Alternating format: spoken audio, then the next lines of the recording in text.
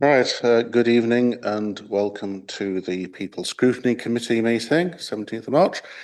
I'm Councillor Andrew Waller, and I'll explain through the apologies why I'm here in this position. So we've had apologies from absence.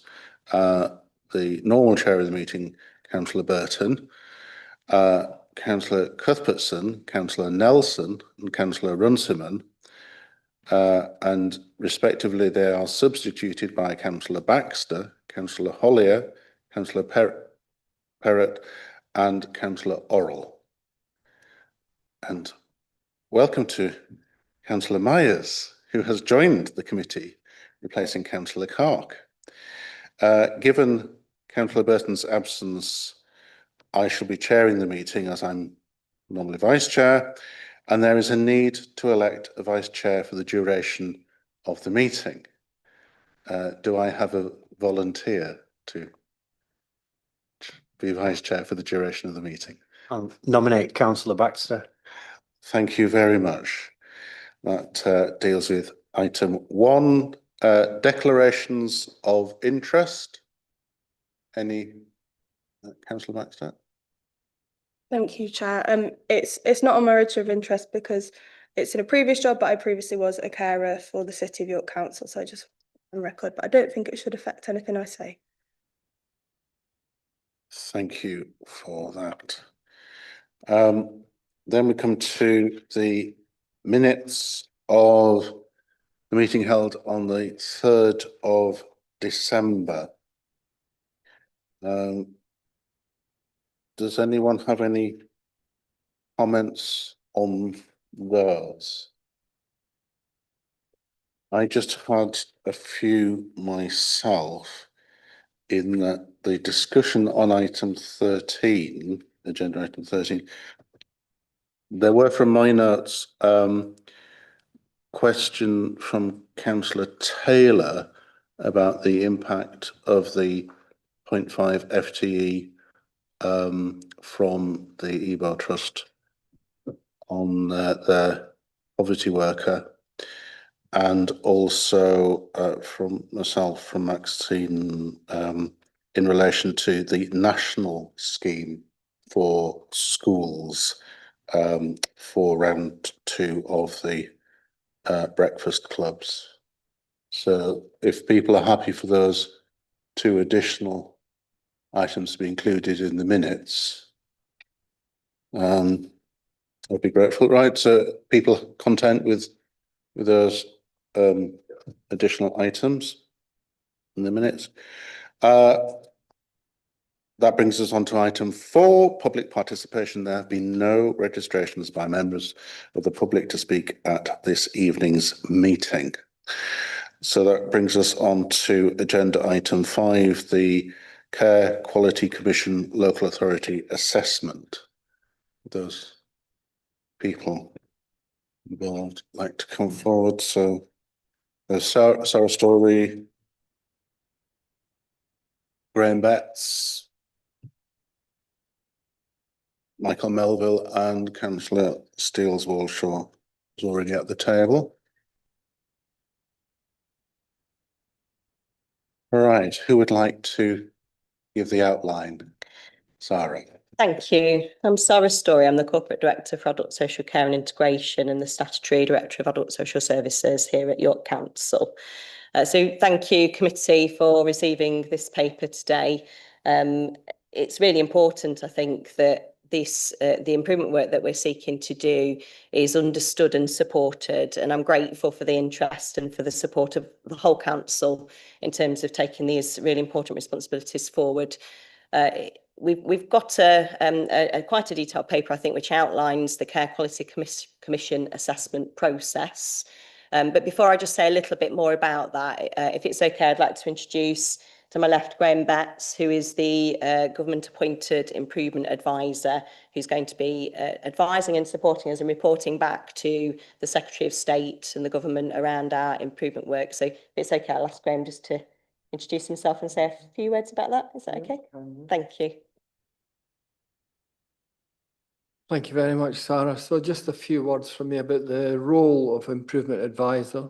The primary role is to advise the Department of Health and Social Care on York's progress in addressing the challenges that were identified in the CQC's assessment, which their baseline assessment, which they're doing up and down the country, with particular regard to those items referred to the Secretary of State under Section 50.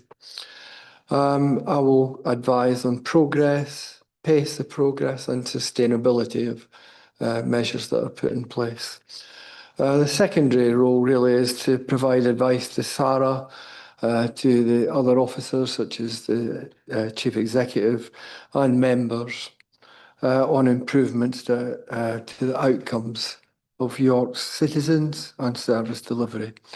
And obviously what I hope to bring to bear is my experience of this kind of work. So just to say a few words about myself, I've been a DAS and Chief Executive in local government in the NHS for over 25 years. I've retired now. My last permanent role was the DAS in Birmingham for 7.5 years and also acted as the Chief Exec in Birmingham. Since retiring, I've taken up work for CQC. I've acted as an executive reviewer in 10 site visits. I sit on the national calibration panel for CQC, so I see all the reports of every authority that's been assessed. I work for the LGA as a Care and Health Improvement Advisor for the West Midlands, and I'm also an honorary professor of social care at the University of Birmingham. So hopefully I can bring that experience to support Sarah and other colleagues. Thank you. Thank you for that. Thank you. So we've referenced that the Care Quality Commission has carried out baseline assessment. So it's important to note that this is a new assessment process that assesses council's delivery of Care Act duties and responsibilities. So the CQC have been completing baseline assessments and they've not quite published all of the reports for all councils yet, but most of those assessments have been concluded and reports will be due to be published in the next couple of months. I said the council's responsibilities, so it's not an inspection of adult social care. It really is absolutely looking at those overall duties and responsibilities in the Care Act that are primarily delivered within adult social care, but actually involve a range of partners and a range of departments and teams within the council. So as an example, my colleague to my right, Pauline Suchfield, she and I need to work really closely together to make sure that adults with social care needs, they've got appropriate housing. I usually say there's no decision about care and support that's not also a decision about housing, because if people don't have the right roof over their head, actually there's nowhere for us to provide support to. And there are many other examples of both council, departments and services that support adults, disabled adults in our city to live safe and well and healthy and independent. You're going to hear later on another item around the carers strategy, which has been worked very much in partnership with carers themselves and the voluntary sector. And indeed, we've been working with voluntary sector partners and other statutory partners to discuss those areas within our improvement programme that we absolutely need the support of those other agencies and organisations to deliver. The outcome is that we have a requires improvement score overall, and within that there are 4 areas that are inadequate. So as Graham referenced, what that means is the CQC sent a Section 50 notification to the Department of Health and Social Care to outline that we were not meeting some of those statutory duties. It's really important to understand that. So the baseline is that we need to meet statutory responsibilities, but there would be significant further improvement work that would be required over and above that. And we had an improvement programme in place almost from when I started, actually. And so there's a number of areas that we've been working on. There's still a lot to do. And what we see probably within this is around 2 to 3 years work to kind of move us up into compliance in terms of meeting those statutory responsibilities, but beyond that, to make sure that we're doing them well, and we've got confidence that we've got good services and that we're meeting people's outcomes well. So we've revised that improvement programme. So we've taken account of the CQC report. We've shared that really widely. In particular, we've held a lot of sessions with our frontline staff, as I said, with voluntary partners and with other statutory partners, to just really understand in a bit more detail what people think about some of the areas that CQC had identified. And obviously a lot of what's in that report has come from those conversations with those frontline staff and partners. We mapped the existing improvement programme against the report to check that we'd covered off all of the things that we think we need to be doing. And then we've gone through a process of prioritisation to make sure that we are, delivering against those statutory requirements as soon as we possibly can. What that's resulted in is a really significant programme of transformation improvement. There are 57 individual projects in there. And that obviously constitutes a really significant amount of work for my team, but also for all of our enabling services, so HR and legal and business intelligence and finance. And there's a significant amount of transformation capacity and support that's going to be required to deliver against that. So as part of the growth that's been allocated in next year's budget, we're nearly in the next financial year, we've got some capacity already in place that's supporting the improvement programme, and we're starting to see some really good results from that. And then there's more for us to do in terms of identifying more of the detail of some of those areas that we need to improve. I should say that, again, we're not starting from a standing start. So we have been working on some of these areas for a while now. So we're confident we're able to tick off quite a few of those concerns, but we don't want to just tick a box. So what we need to do is make sure that where we have made a change, that we check with people who use our services, partners, that that's working for them, that that's meeting their needs, and that people have been involved in those changes. And we need to make sure that we deliver good, safe, effective adult social care services for everybody every day, not just on the day that CQC come to see us. So that's the aim. I'm not going to go through the whole programme, would need a really long time, but a bit of just a bit of context. I'm just going to ask Michael in a second to talk about some of the areas around safeguarding, which, particular priority to make sure that we're meeting some of those changes. And then just finally, I think the ask of the committee today is also to consider how committee might want to be involved in oversight and scrutiny of this improvement work over the next probably 2 years. I've suggested that you may wish to see further regular reports and updates around the improvement programme, but also there might be particular projects in there that a task and finish approach or private briefings might be beneficial for you. So just ask you to perhaps consider that as I just turn to Michael for a few minutes on safeguarding. Thanks very much, Sarah. So yeah, safety in the system and safeguarding are obviously very key elements of the improvement plan that we're taking forward. I think one of the things which CQC highlighted was that we didn't necessarily have the assurance that we needed around the safety in the system, and in response to that, we have developed a consistent approach to all the work which comes in, everything that's waiting, the risks which people face while they're waiting for services.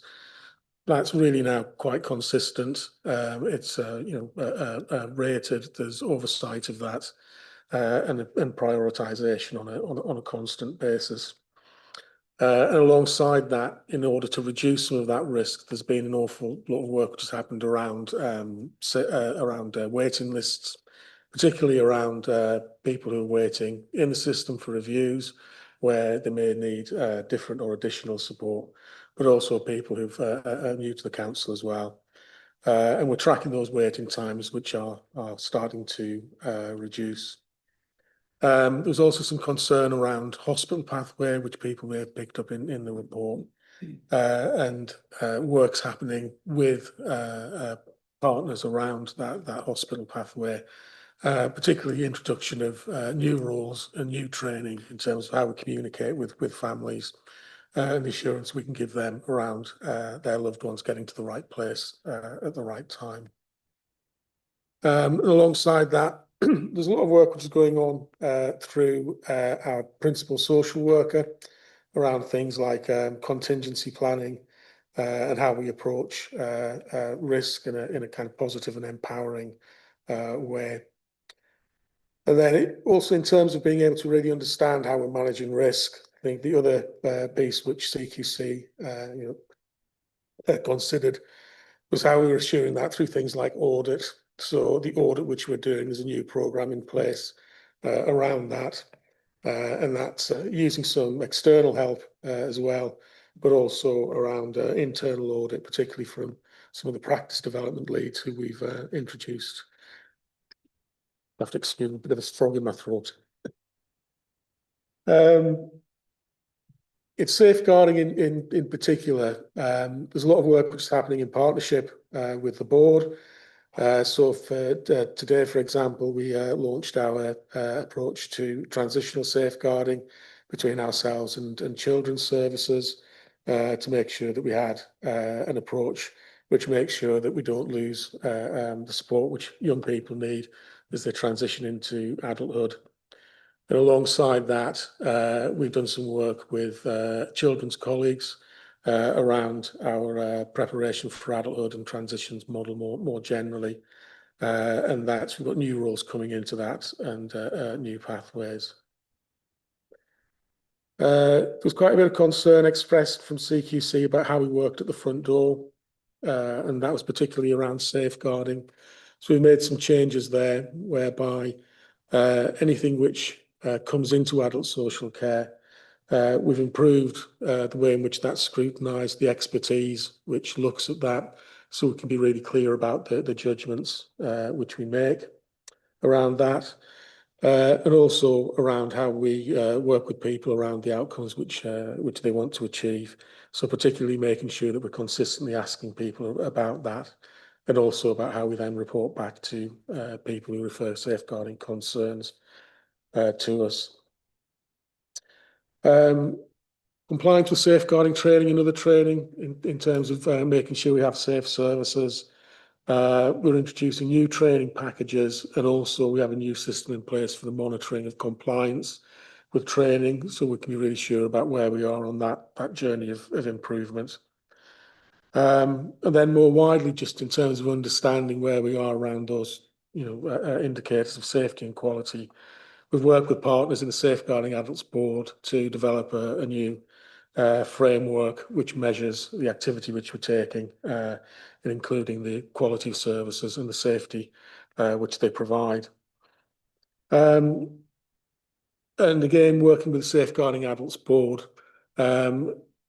partners are really on board with us and working with things like multi-agency risk management, self-neglect, and particularly around, we've introduced a new approach to safeguarding adult reviews, which is how we work together to understand when we've had cases where people may have died or we haven't worked together and people have suffered harm, to make sure that we approach those in the right way, the learning comes out of those and that's implemented and embedded.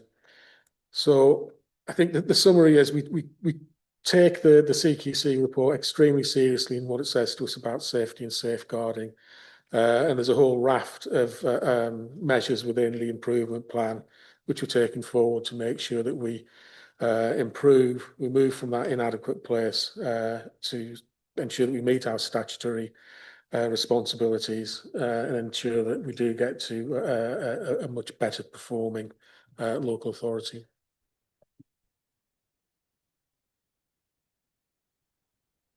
Thank you. Yeah. Yes. Thank you for that.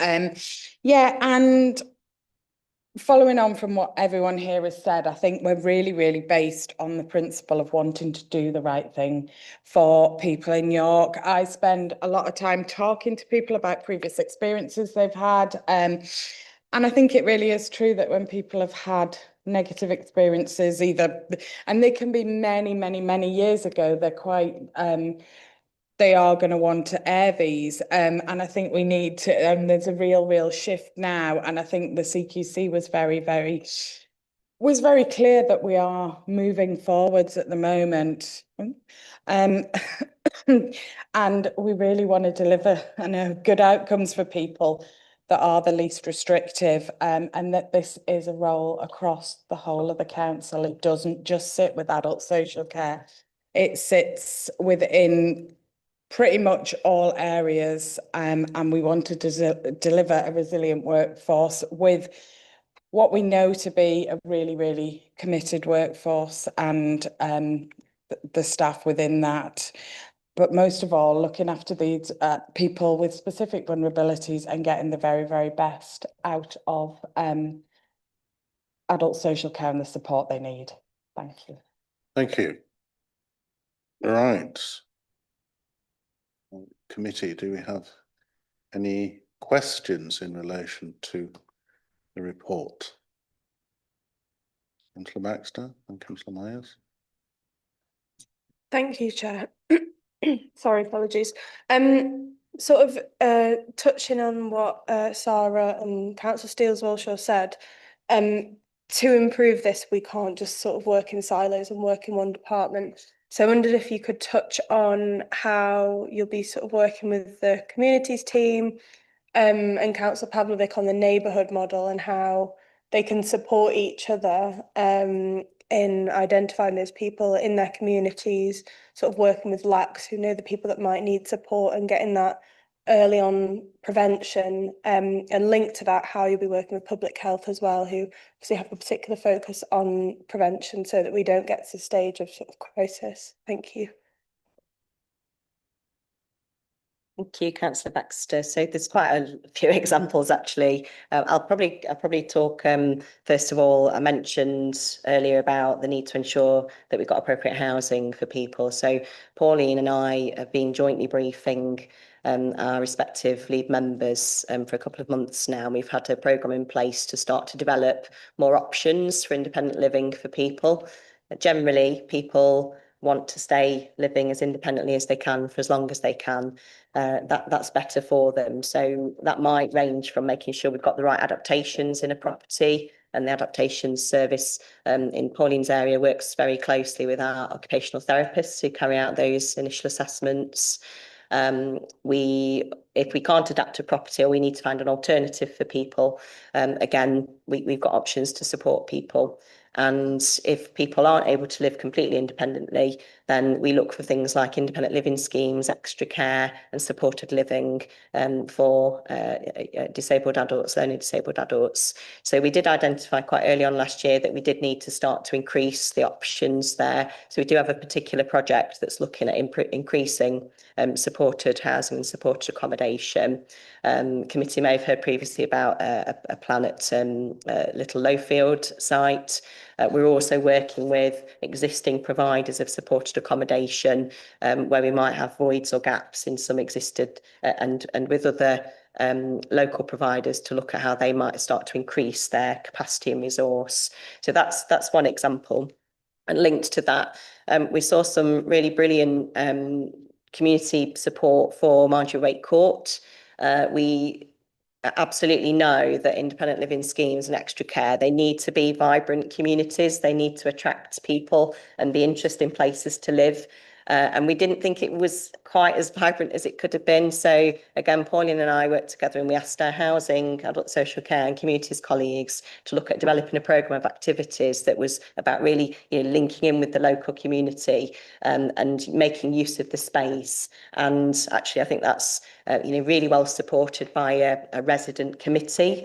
So again, people who live there are really involved in developing those options. And that's exactly the sort of thing I think that we, when we do work together, actually really good things happen. You mentioned public health again, the local area coordinators.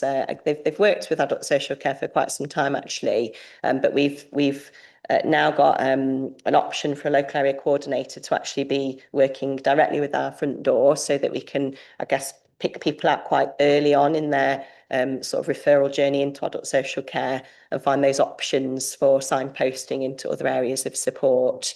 And as part of the development of the neighbourhood model, Nimbus Care, who are a key partner in that development, again, we've already got a joint integrated service in the Frailty Hub, which has done great things over the last year or so to reduce submissions to hospital.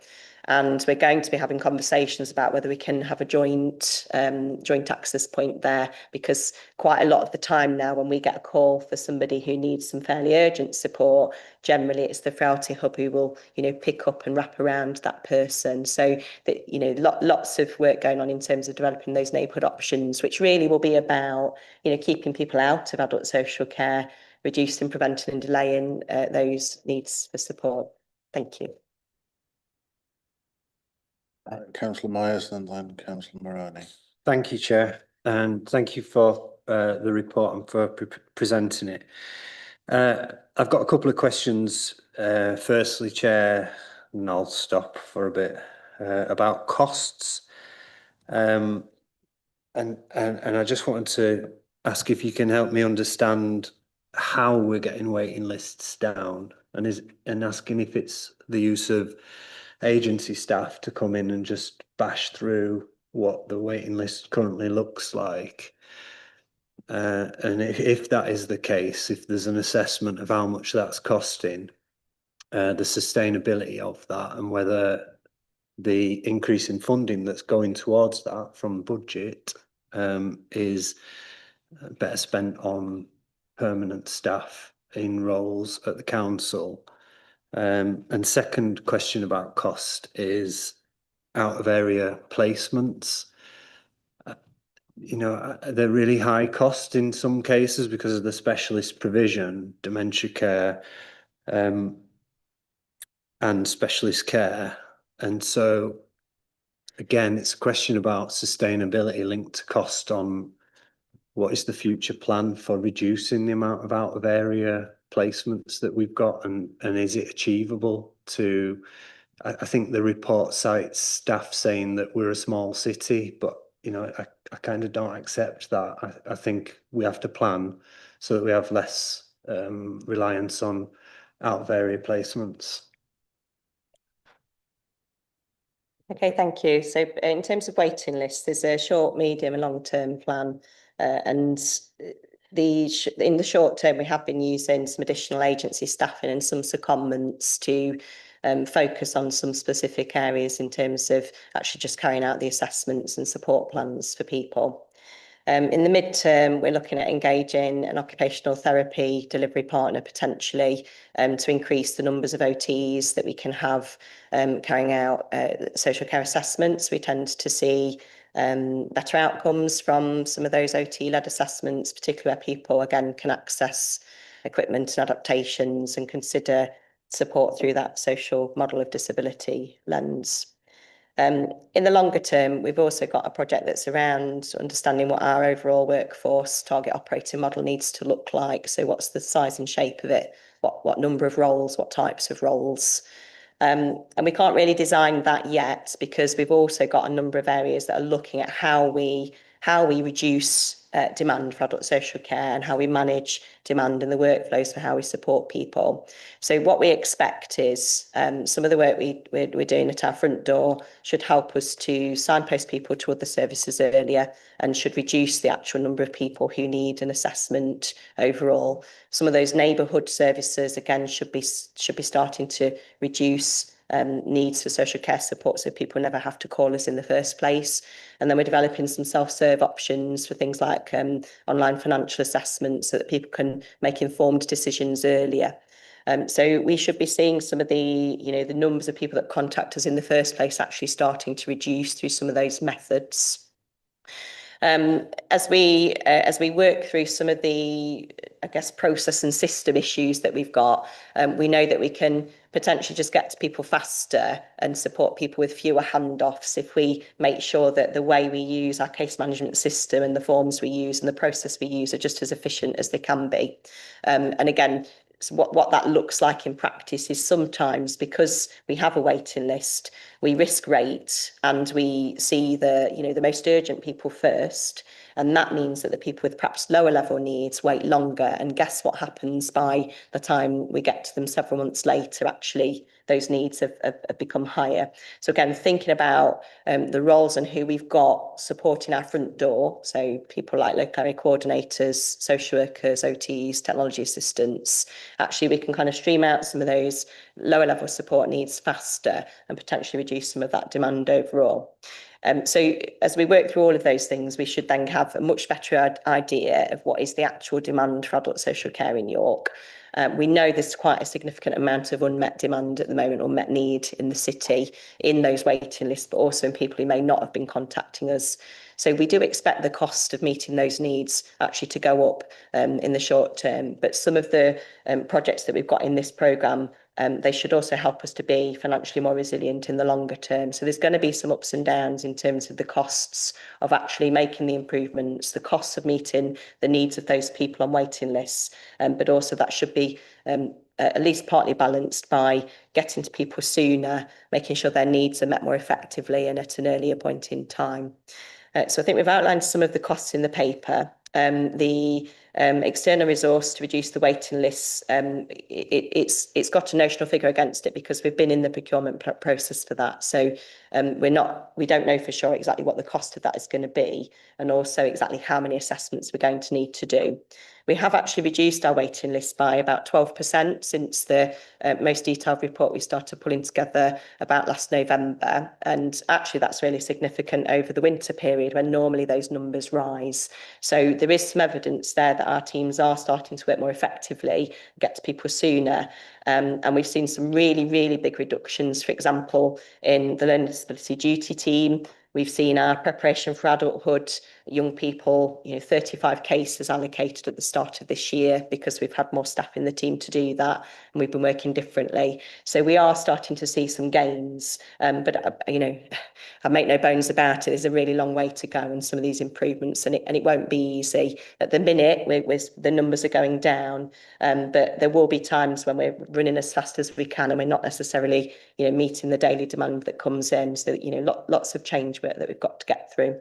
So when we understand what that demand looks like, and we know what mix of roles works best in managing that, then we'll be able to describe that permanent long-term structure and hopefully really significantly reduce the agency use that we've got across the teams, because again we know that it's more effective if we've got consistent staff in place in post.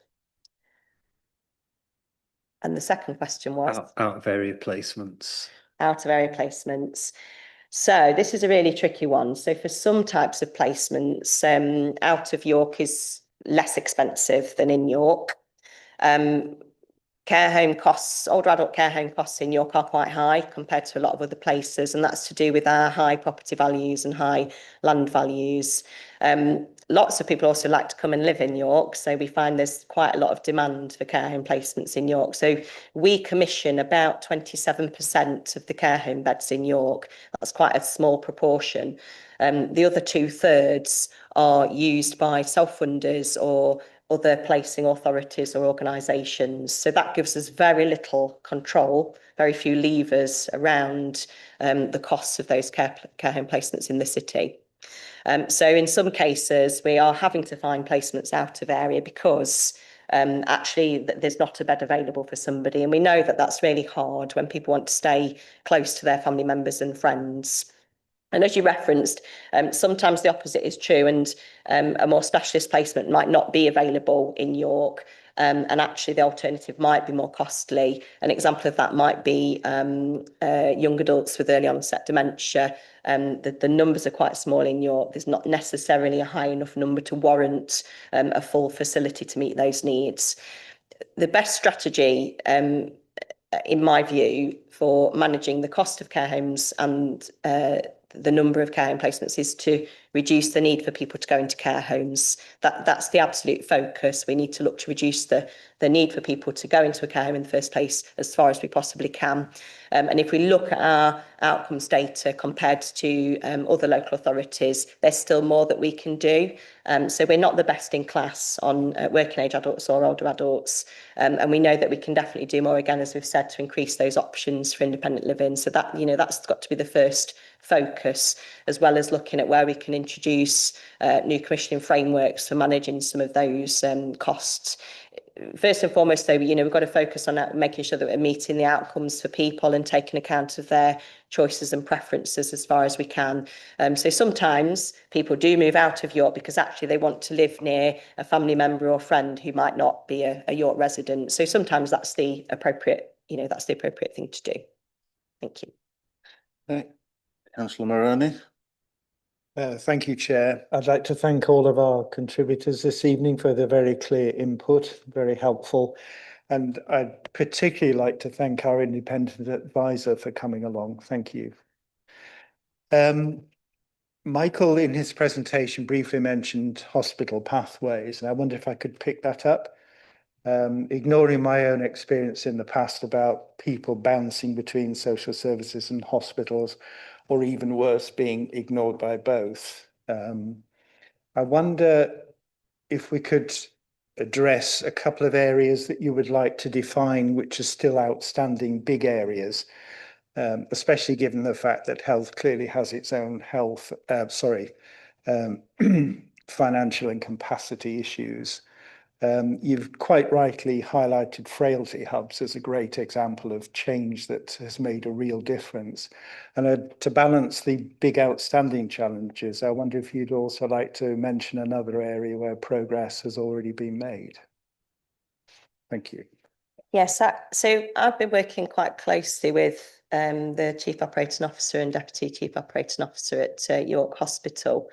And I think what we recognised, probably this time a year ago, maybe a little longer, is that there was a definite need for some cultural change in practice, both amongst health staff and our social care staff. And at that point in time, we still saw some what might be described as risk-averse decision-making, but actually it's clinicians making decisions with the best of intentions to try and keep people safe and well. But what that means is, again, sometimes people perhaps end up in a more restrictive setting than they need to. So we talk about the home first model. We talked about the home first model a lot in York when I first arrived, but we weren't actually operating it. I think we've seen some real significant changes, and it's probably difficult to define in terms of how has that culture changed.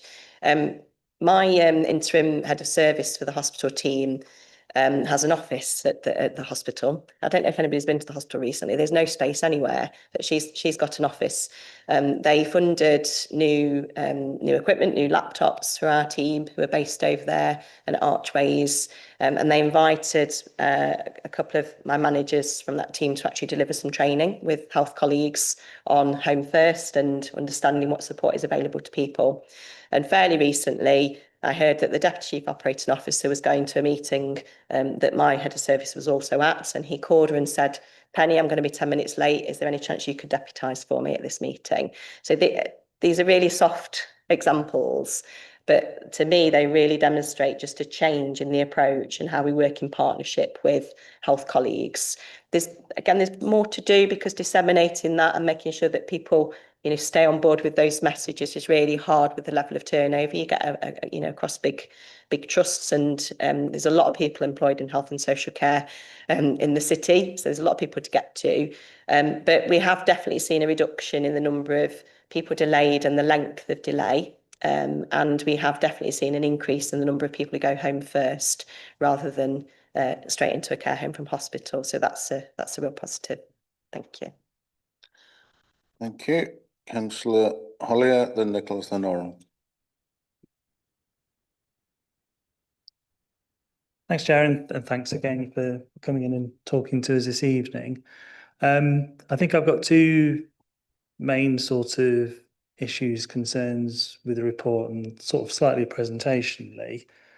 I think it is disappointing that it takes 5 pages and 17 paragraphs before we're actually told what the score was, and indeed that there are only 2 authorities out of the sort of 111 that have got a lower score, and I really think that sort of information should be in paragraph 1, really just to hammer home the scale of the challenge the council's facing.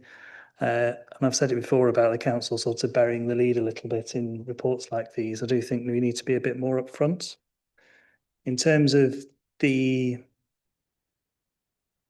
plan itself, so it's really difficult to get a sense of whether all the activity, and obviously there is a lot of activity going on, what sort of impact that is making on the issues which have been sort of raised.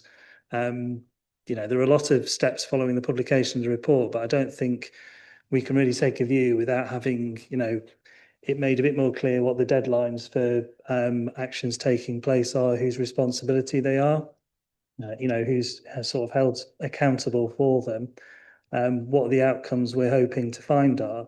So, for example, paragraph 27, which is just in response to the in the report itself, talking about the length of time to get an occupational health assessment.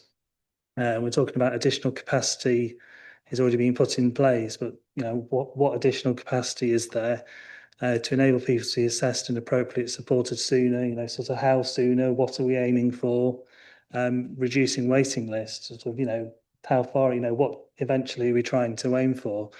So I'd hope, presumably, there exists somewhere, say, the improvement plan, which goes into all this detail with dates and all the rest of it, responsibilities, and a much sort of clearer sense of what exactly it is we're aiming for. But I really think that report should have at least been part of this and been something the committee had sight of, because at the moment it's quite, I don't know, it's quite sort of jargony, and the stuff in here I don't necessarily understand exactly what it is, but I do think that sort of more detailed report that exists would help us understand and have a bit more assurance about the steps the council's taking to sort of resolve the issue. So I think that would probably be my argument, really, is for another report to come back to this committee with that sort of full set of information.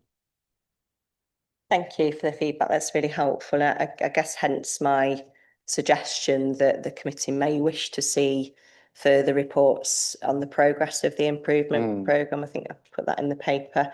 And my suggestion about perhaps a task and finish group or some briefings really is that there's an awful lot of detail. Apologies for the jargon. We're terrible for jargon in health and social care. So apologies if there's anything in there that's difficult to understand. Really happy to set up some briefing sessions so that we can clear some of that up and go into more detail around some of the specific projects.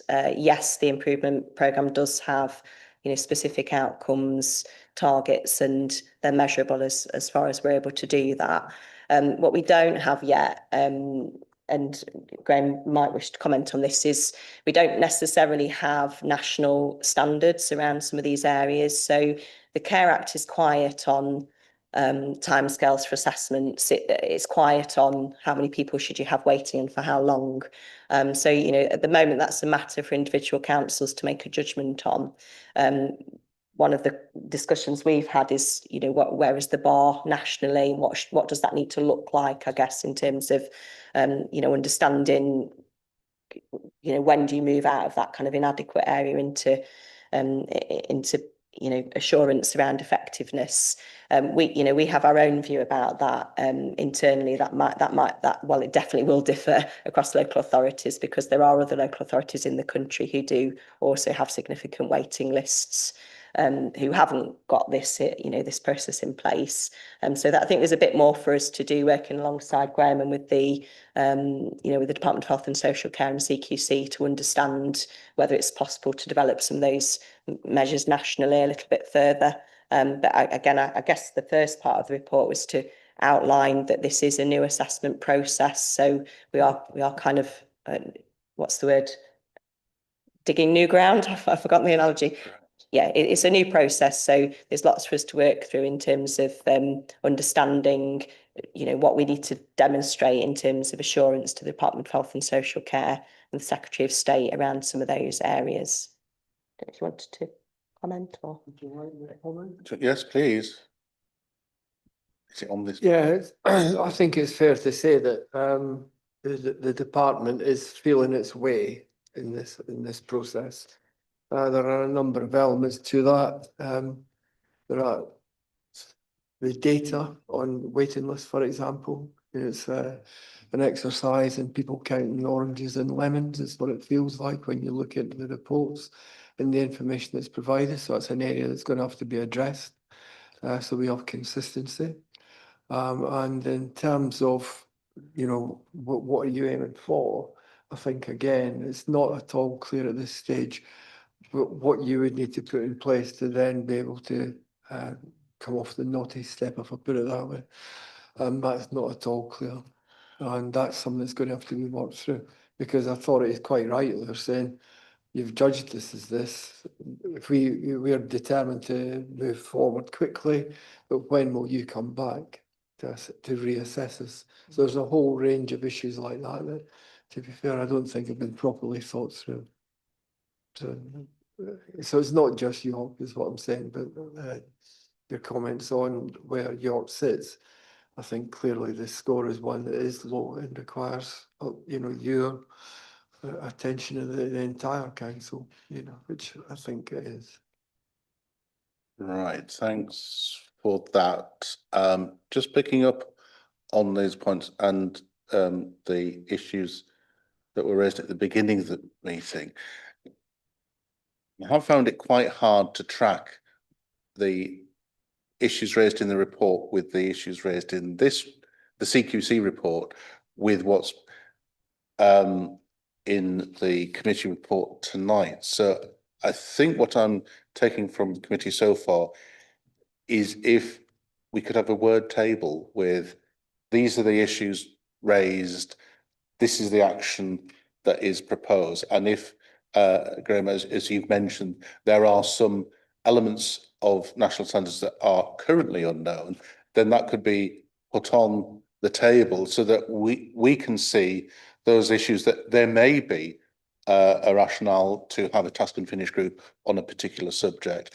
But it's just at this moment quite difficult to track all of these moving parts in demonstrating that the council has a plan to move from where it was in December, notwithstanding that it was overlaid with some improvement plans that you had introduced starting as a new director with the authority, and so that we can see where we're at and where we need to be. Does that help you with future reports? Thank you, that's really helpful. So we can definitely attempt to put the information into a much simpler format for you. I appreciate it's very complex. There's a lot going on in there, as you say, a lot of moving parts. So we'll have a think about presentation and format for future meetings. Thank you. All right. So now we've got Councillor Nichols and then Councillor Orrell. I'll come back to. Thank you, Jen. Actually, Councillor Holly asked most of the question I was going to ask, because you said at the beginning it's a 2 or 3 year work. Does that mean because you took actions a year through that 3-year plan? And it's just following on, is that when will we see improvements? There's lots of nice words working towards. Well, we're all working towards something, but you know, so what do you actually mean? When will we actually see some outcomes? And in terms of the prioritisation setting, how much of that is coming from Graham's influence as the advisor, and how much is you saying, I think this, and Graham says, I agree? Or is it Graham saying, this is how you need to? So what is the relationship in terms of who is leading and who is advising, and in terms of that? Because obviously you're bringing experience from different places. And while there's lots and lots of stats, my question also is about, from the scoring, is were any people actually sort of suffering badly? Because it's, you know, you can say, I didn't get my assessment quick enough. Well, you know, it's annoying, but it's not the end of the world. We all ring up for a doctor's appointment, we have to wait. It's annoying, but it's not, you know, if it's tea time, not breakfast time. So how was that actually real people suffering as opposed to just getting 38%? Because it's, you know, it's a number. We all like, I'm talking about real people, you know, your mum, your grandma, etc., your brother, whatever. So in terms of actual delivery, there's a lot of stuff that we have actually delivered on. I think a 12% reduction in the waiting list is actually quite significant. That's something that you can measure. You can put it in a graph. It's easier to see. There are other things that are less sort of measurable in terms of numbers, but are nonetheless really valuable changes. So An example of that is we do have a co-produced Learning Disability Partnership Board in place, which has met for the third time last week, co-chaired by a learning disabled adult for each meeting.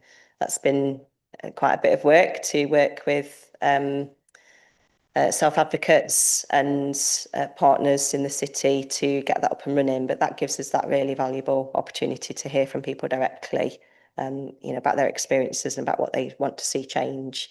And one of the things that they've told us that is very difficult for them is, for example, having accessible information. So we have 5 people now trained who can put together easy read information, and all of the papers for that meeting are in easy read.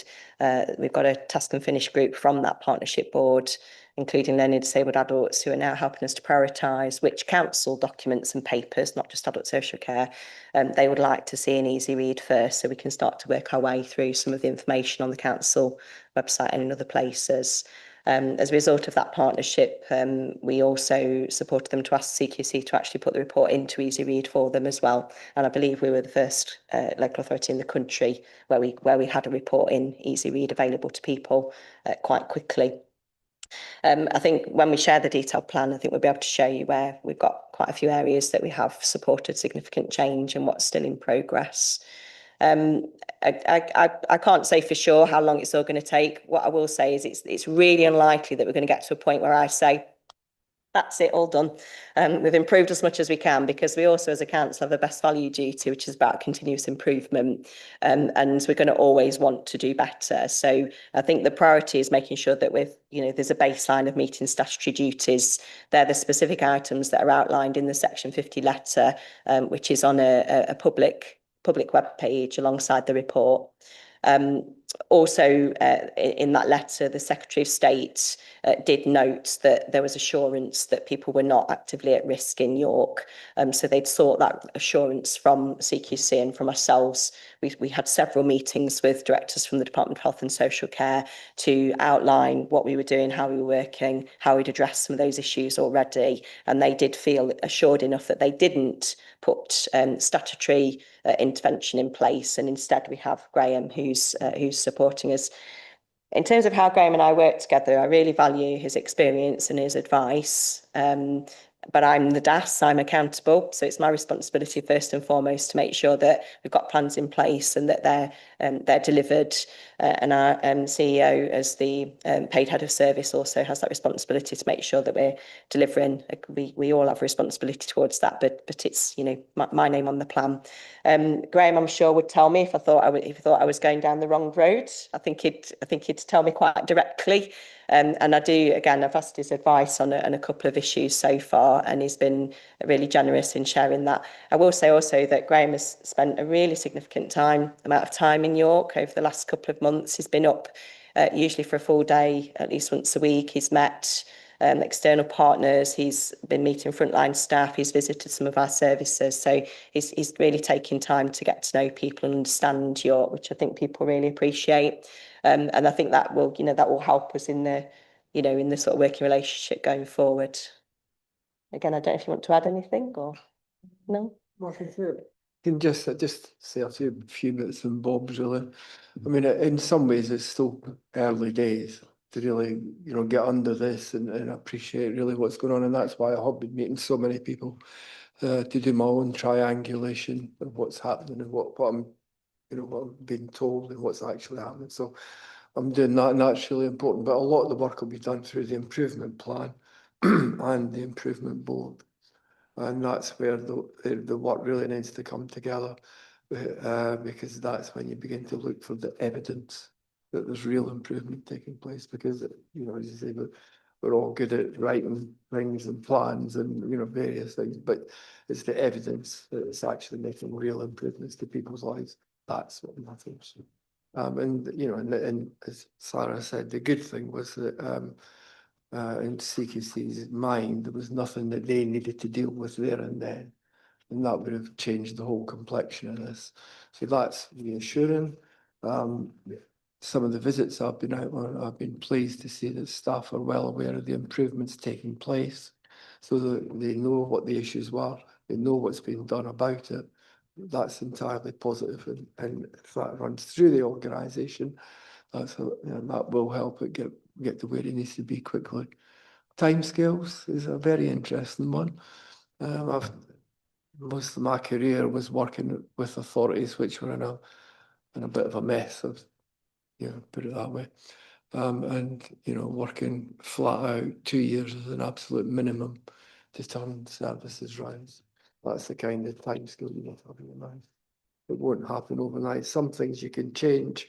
You can change a policy. It's very easy. You just rewrite it. But it's getting it embedded and then used to deliver improvements. That's what really matters. And that's what takes the time. Hope that's helpful. All right, thank you. Councillor Orrell. Thank you, Chair. Yeah, it's good in seeing the report that you are working with other people across the council, and you gave some examples of that. Would it be possible for future reports to itemise those so that we can assess them and perhaps with the experience that we have, see if there's any gaps that we can put into those? And the other thing, you say we make placements out of York. What proportion of the placements we make are those? The first point is a really good suggestion. Thank you. I don't have the number in front of me, but I can find that and share that after the meeting. And is there any sort of, I mean, these people are then away from families, etc.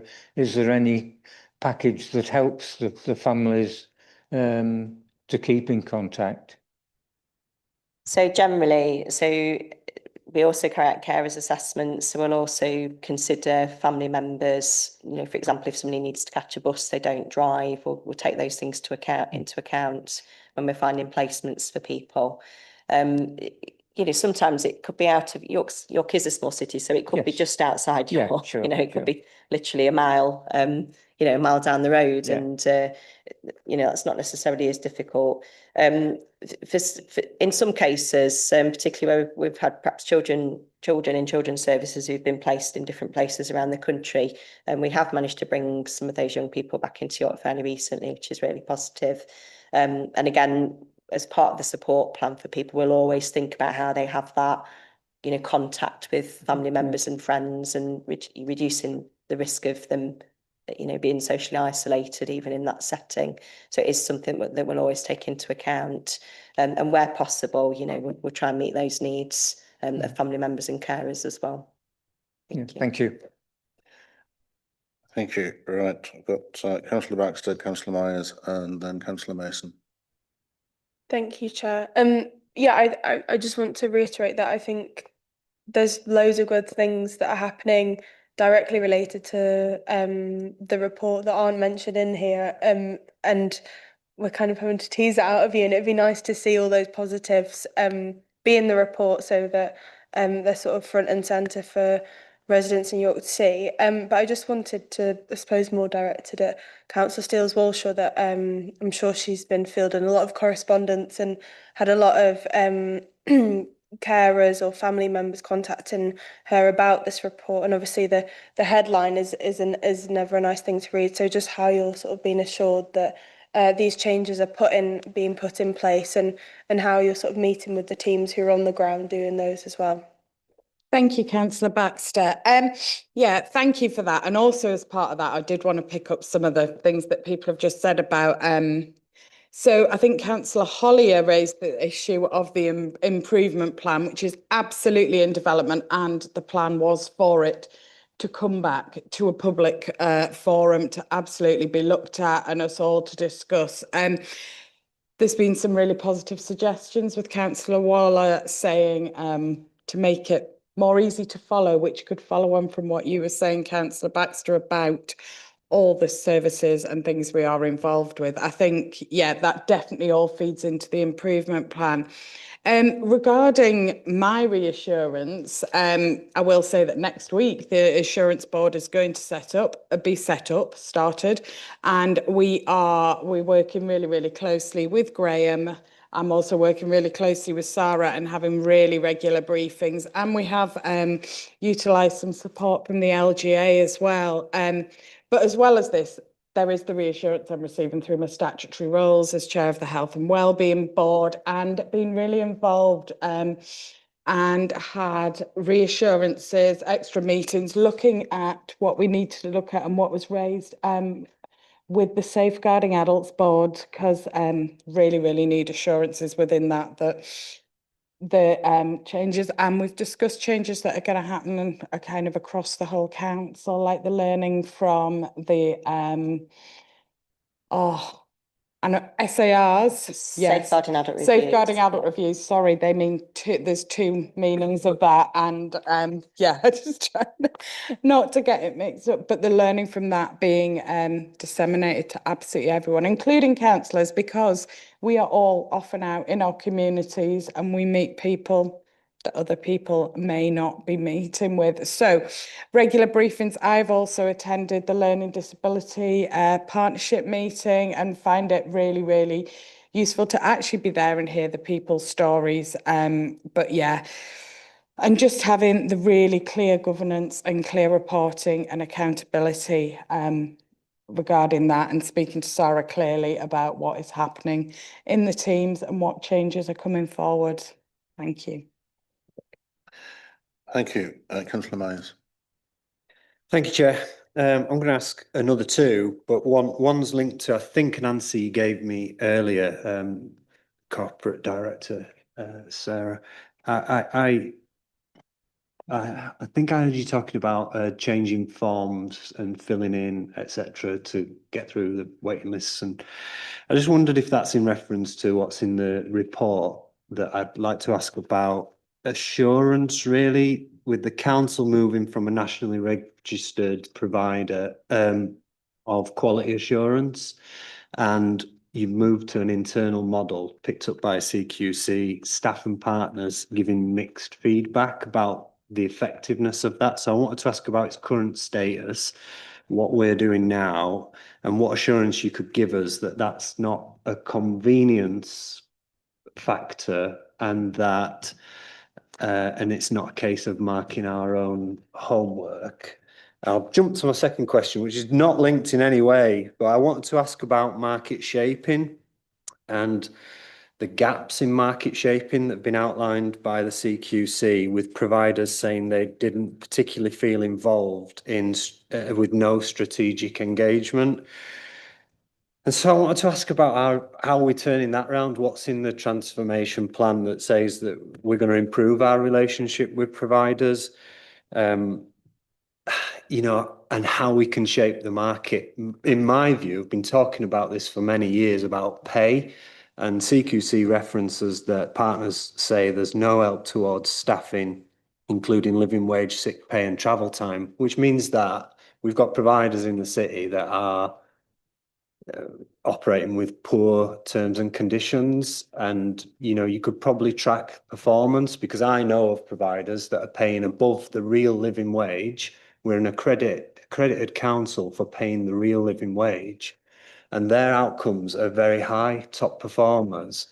And, you know, I know we've got nearly 30 or so, say, home care providers, but some of them, according to the CQC report, we're probably not engaging with them enough about how they can raise their staffing pay to address recruitment and retention in their workforce, which in my view leads to the quality of service provided. So, I mean, it's a big concern for me, has been for a number of years, and I just wonder if this is an opportunity to just reshape that. Okay, so the first point, the reference to the quality assurance system, is actually the council's responsibility for quality assuring external care providers. So they are inspected separately by CQC. However, CQC will consider, you know, how we are managing that market and how we're working, ironically, in partnership with CQC themselves and other health partners, for example, to seek and provide that quality assurance around the standard of those externally commissioned care providers. So the improvement you always want to see is actually usually more relational than it is about systems. So we do, I think, have a better relational system in place, where we do have regular, I think what they call early alerter meetings with the nursing quality assurance team from the ICB, CQC local inspector of regulated services and our contract monitors and quality assurance team. And we've had some examples of where they've worked really closely together, where we have identified poor practice and safeguarding concerns with external providers, and we've worked really swiftly and in partnership to manage that. As part of that, so the system that's referred to was a purchase system that was just about how you collated information about providers and brought it together. So there's a different method of doing that, and it's about intelligence sharing first and foremost. So we get that intelligence from a range of different sources. It's really important that the contract officers can pull that together and can then share that in turn with the regulator of those providers and with other partners who might be commissioning them or have an interest in them. So that's the first point. That's the quality assurance of external providers, not our own quality assurance, although that's also important. In terms of market management, so committee members hopefully will receive, if you're happy to, we've not discussed the forward plan yet, a market position statement, a draft market position statement at some point in the next month or two, which is developed to help us to meet some of those market management responsibilities. It sets out our stall in terms of what we think we need from the care market and how we work with providers. So York has had one in place in the past, but it's lapsed. So there was definitely a need for us to review that. And that's currently at the stage of it being sort of out for engagement and consultation internally and externally. Rates of pay and fee rates is a really interesting one, because I think that most of our private providers and external partners would say if the council paid them more for those contracts, they would be able to afford to pay their staff more. So there's a definite link between the fee rates that we pay and the tension, of course, between us being now the lowest funded council in the country and having really limited resources to fund those increases, but also us needing to recognise that providers have seen, increases in national living wage. This financial year, the national insurance employer contributions, and both of those things together, I think the estimate was about 8 or 9% increase for external care providers. So we have done quite a lot of work to look at where we've had providers who haven't had uplifts in the past. Last year, we put together a new fee rate consultation process. Unfortunately, that's taken us longer than we expected this year because of some of the reduced funding that we're getting into the council's budget. So we've had to do a lot of really hard thinking about what we can afford to pay those providers. And the employment, I think the National Employment Bill, that will change some of the terms and conditions for staff as well. And I know we had the chairs of the care associations come to the regional commissioning network, which I chair on behalf of the 15 local authorities in Yorkshire and Humber. And we've been talking to them about how we can support them to deliver some of those changes. The other thing that's happening at the minute that people might be aware of is there's a national piece of work around an adult social care negotiating body. So this is, they're looking at national standards for pay. I think you might recognise it as similar to being the NHS agenda for change, where you can be a nurse in one part of the country and be on the same rate as somebody else elsewhere in the country. Again, we don't know exactly what that's going to look like yet, and importantly, how that's going to be funded. But I think that would be a really important element of how local authorities support that local, private provider market and voluntary sector provider market, because there's no doubt that if we can increase those terms and conditions for frontline care workers, I agree, we do tend to get better standards, better quality. Conversely, if people are rushed, calls are stacked, and people are not paid well or not paid for travel time and so on, we know that that's really difficult for carers to be able to do a good job, and none of them go to work not wanting to do a good job. So it's I don't have an answer, because it's really, really, really difficult. It's not a issue that's unique to York. It's something that's a challenge up and down the country.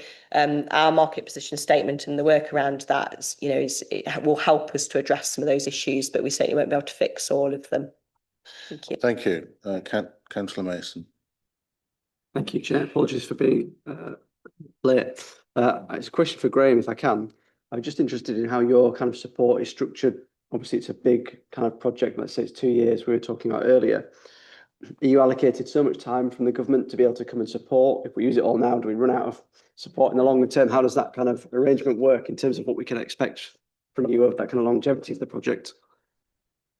I said earlier that the department's feeling its way in all of this, so it's not entirely clear. If I'm honest, what I said was the expectation would be that I would give at least 1 day a week, probably 2, perhaps even more at the early stages, and then as it all becomes bedded down, then it settles down into a bit of a rhythm.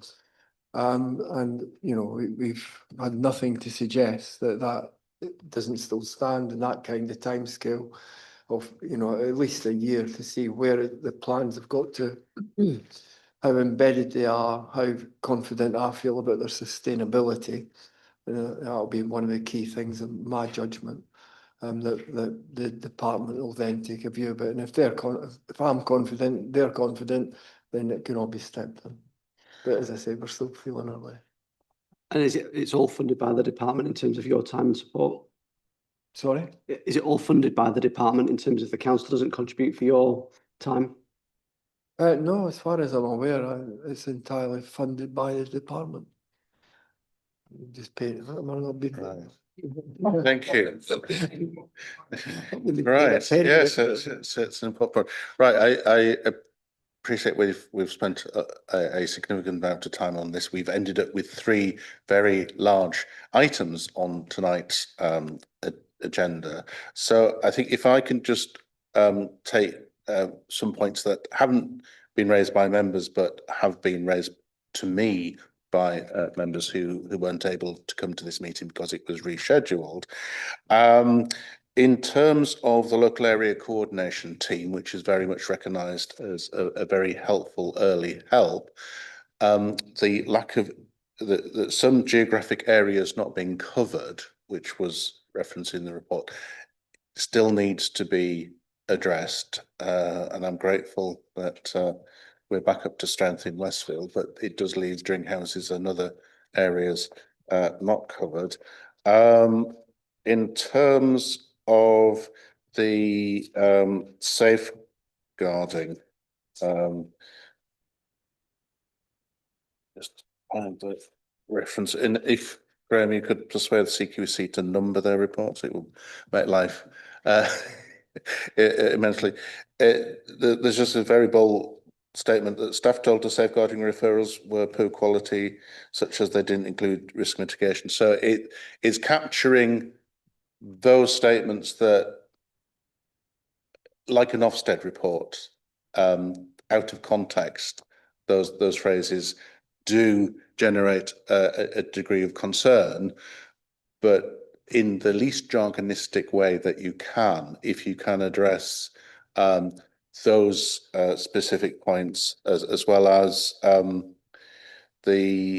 there was reference to the local authority having recently moved from a nationally recognised provider quality assurance tool to an internal model. Staff and partners gave mixed feedback about the effectiveness of this change. I think specific points like that within the report do need to be addressed, because that's part of our oversight of the work that's ongoing. And I think the point that was raised about us bringing our experience as ward councillors, because people do bring us a wide variety of examples of where things haven't worked out the way that they should. If people are happy, they tend not to ring us up. But if something does go wrong, and it actually relates to the report that's coming next in terms of what care is there for people, the discharge from hospital is a very hot topic, because where there isn't that handover with support, then things do go wrong and people feel isolated, whether they are the patient or the receiving family, or if they're on their own, God and good neighbours. Then it's really getting that captured in the response and giving all members, even those not here, not around this particular table, but that all councillors can give their experience, so that you've got a wide range of experience of what's actually going on out there from the public's perception. So on that, I hope that you've got it. Oh, very briefly. Is it? Yeah. It is very briefly. Well, I don't speak very often on many items, but this one's really vexed me because it's a really sobering report. So, I mean, I just did want to ask about the elephant that is in my mind, maybe not the room, but it's about the impact of adult social care transformation, 10, 15 years ago that the council undertook, and its impact and on where we are now. We don't have any directly owned care homes. They're all closed. Should we? And what are other councils around the country, how are they performing if they've still got their own facilities, their own directly controlled beds and services? And is this an opportunity to look at that wider question? Sorry, it's not a very brief question, but for me, it's an important one. I'm trying to work out, does that leave us with his hands tied behind our backs more than other local authorities are? So I can't speak to decisions that are made 10 or 15 years ago. They certainly predate and precede me by a long time. Should we run care homes? Okay, so I spoke about the fact that York is a desirable place to live. People want to come and live here, and we only commission about 1/3 of the market. If we build more care homes, they will come. So if we build more care homes, those beds will be filled, and nobody's going to shut a care home because we've built one. So what happens is the demand currently, it's a demand-led system at the moment, and it's a sort of seller's market, if you like. Because self-funders are willing to pay those higher rates, that means care home providers are less likely to sort of accept our lower or standard rates. So if we create more beds, those beds will be filled, and when self-funders' money reduces to below the capital limit, they become our funded responsibility. So potentially all we do is create more, if you like, individuals for whom we have a funded responsibility at some point in time.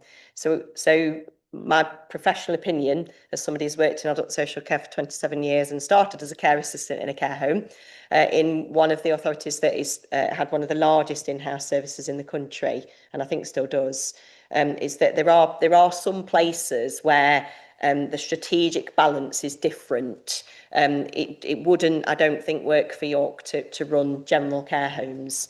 What we could consider is where might we have, if you like, a unique place in the market with our existing provider services or facilities that we might develop. So, for example, if we looked at we're going to talk about the carer strategy. So if we looked at the need for short-term carer respite, which is really difficult to meet in those private care homes, people tend not to book short-term placements when they can fill a bed long-term. If we looked at step-down beds for people coming out of hospital, where if we put different support in with therapeutic support and reablement for people, might we avoid some of those placements going on to be long-term placements? And we've definitely seen the benefit of that, for example, with Marjorie Waite Court on the step-down flats that we've used there, which has worked, it's worked really well. And actually, that's a much closer environment to somebody's own home than a care home. So that's my view. With my experience, I could be wrong. We would have to consider that really carefully, and that might change. And I think the thing is, that balance has changed and will continue to change over time. It will depend on lots of market influences like property values and prices, like the availability of other types of care and support, what level of strategic advantage you have in being able to commission sort of small amounts of care one bed at a time versus having to sort of run a full building.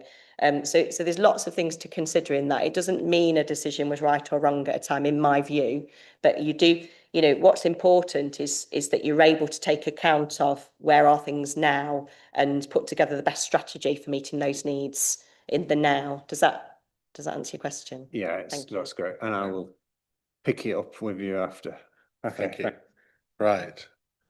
Thank you. I hope that that's provided you with sufficient guidance from what we'd like to see as a committee to go forward. Thank you very much, for your everyone. time. Thank you. Right. Thank you. Right. Thank you. Right. That brings us on to agenda item 6, your carers strategy.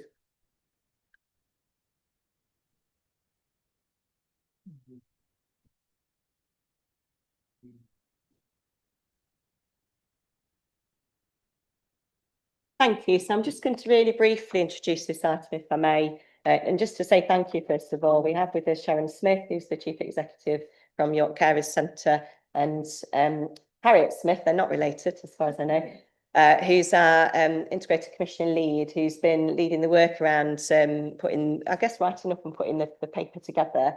But also extended thanks to all of the carers in the city of all ages, from about 5 up. And all of the volunteers and staff from a range of different organisations who've been working really hard for quite some time now to co-produce, engage on and consult with people around the development of this strategy. I think it's a fantastic piece of work. I think it's something that we really need to, again, all commit to, because adult social care alone cannot provide all of the support that carers need in the city. We really do need commitment from all of our partners, from the whole council, and I think it's really important as well that we, use this opportunity and others to sort of raise that profile. So I'm going to stop, and I'm going to hand over to Harriet to say a little bit more, and then perhaps to Sharon. Thank you. Thank you, Sarah, and thank you, Chair, for the opportunity to come and present the carers strategy. We're very passionate about the carers strategy and what we could potentially do with it. So it's really good to bring it to this environment before it gets formally endorsed, to hear what your thoughts are so that we can make the changes we need to make this as better document as we can possibly do. So unpaid carers make a huge contribution to supporting people across York. We think there's about 15,000 unpaid carers at the moment in York. That's probably a low number, lower than actually it is. And they support family members or friends alongside work, education and other responsibilities as well. And what we also know is that caring can have a significant impact on their health, well-being and their daily lives. So the York Carers Strategy is 2026 to 2032, and it's been developed to strengthen how we recognise our carers across the city. It follows extensive programme of engagement with carers and partners, including a citywide consultation, which we attached for you, the Carers Action Group, which is led by York Carers, and the Carers Strategy Group, which is chaired by the Council.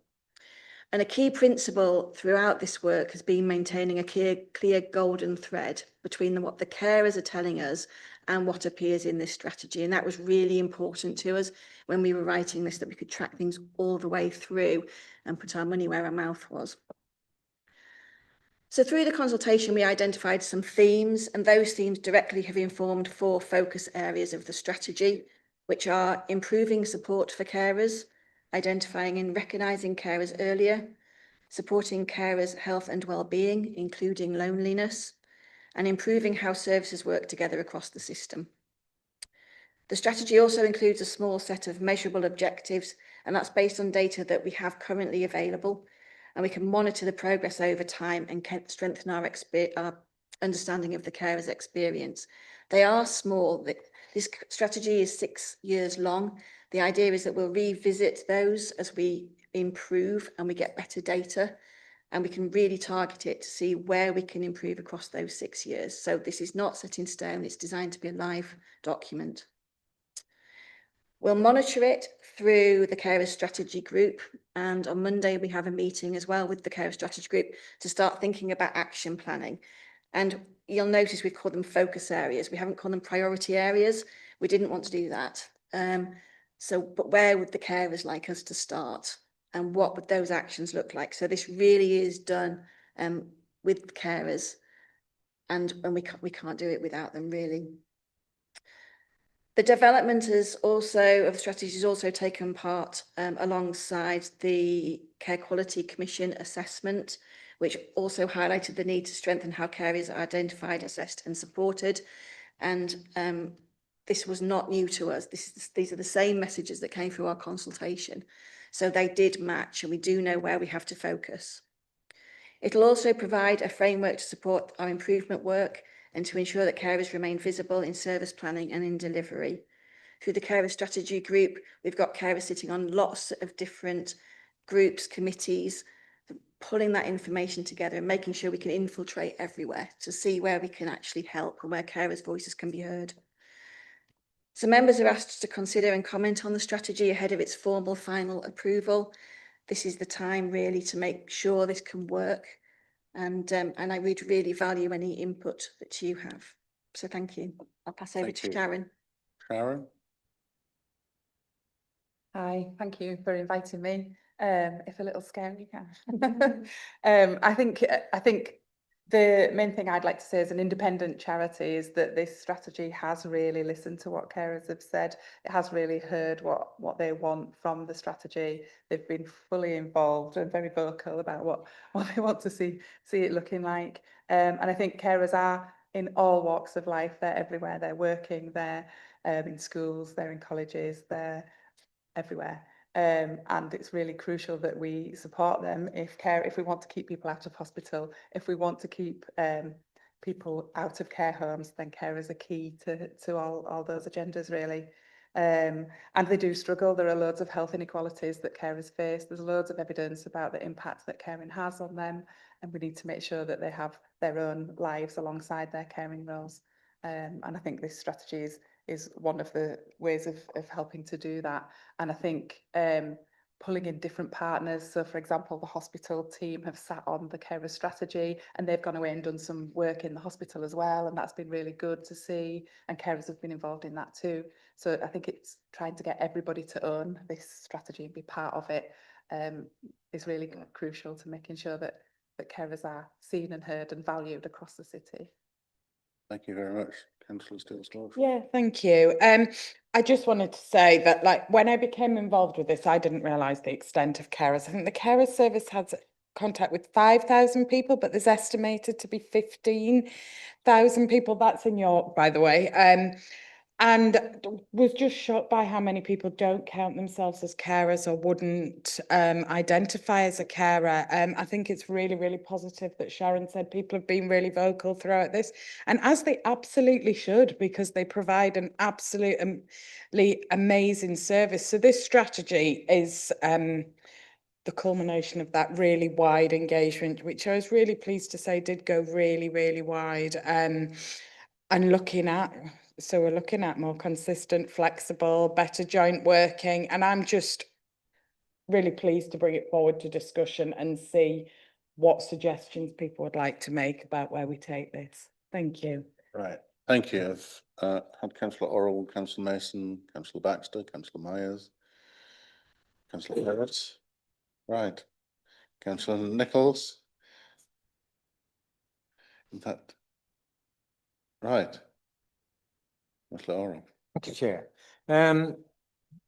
The section on area 2 about improving how we identify and recognise carers. I can't really understand how you're going to do that, but I've got a query.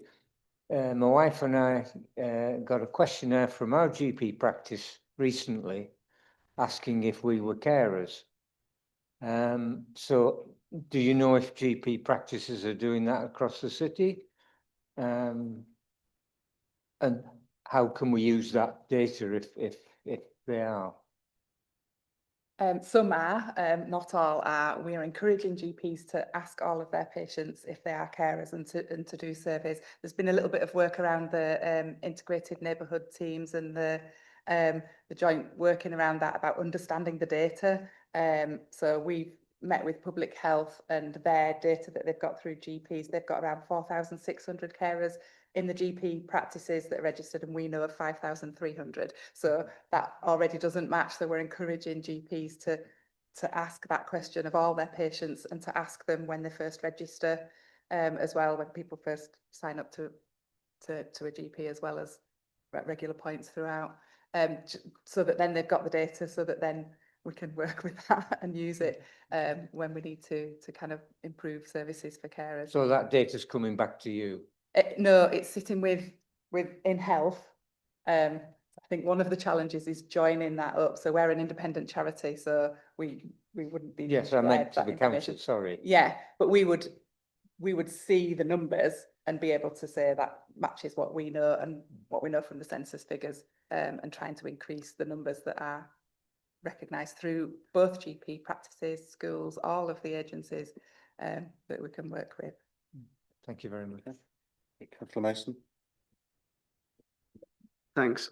A bit of an observation, I guess, first, and then about the policy. But and I guess a declaration of interest that I guess my wife is an unpaid carer in some senses, that I'm registered blind, and there's things that she'll do for me all the time. You know, if we get on the train, she'll tell me what seat number's what, or where I'm sitting at the cinema, or whatever else.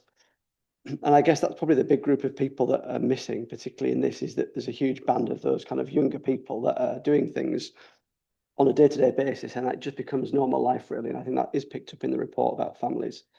But I suppose at some point that need will develop because they'll get older, or I'll get older, or whatever else, and then suddenly that kind of data is important, that people are identified. And I guess that then takes me on to the policy.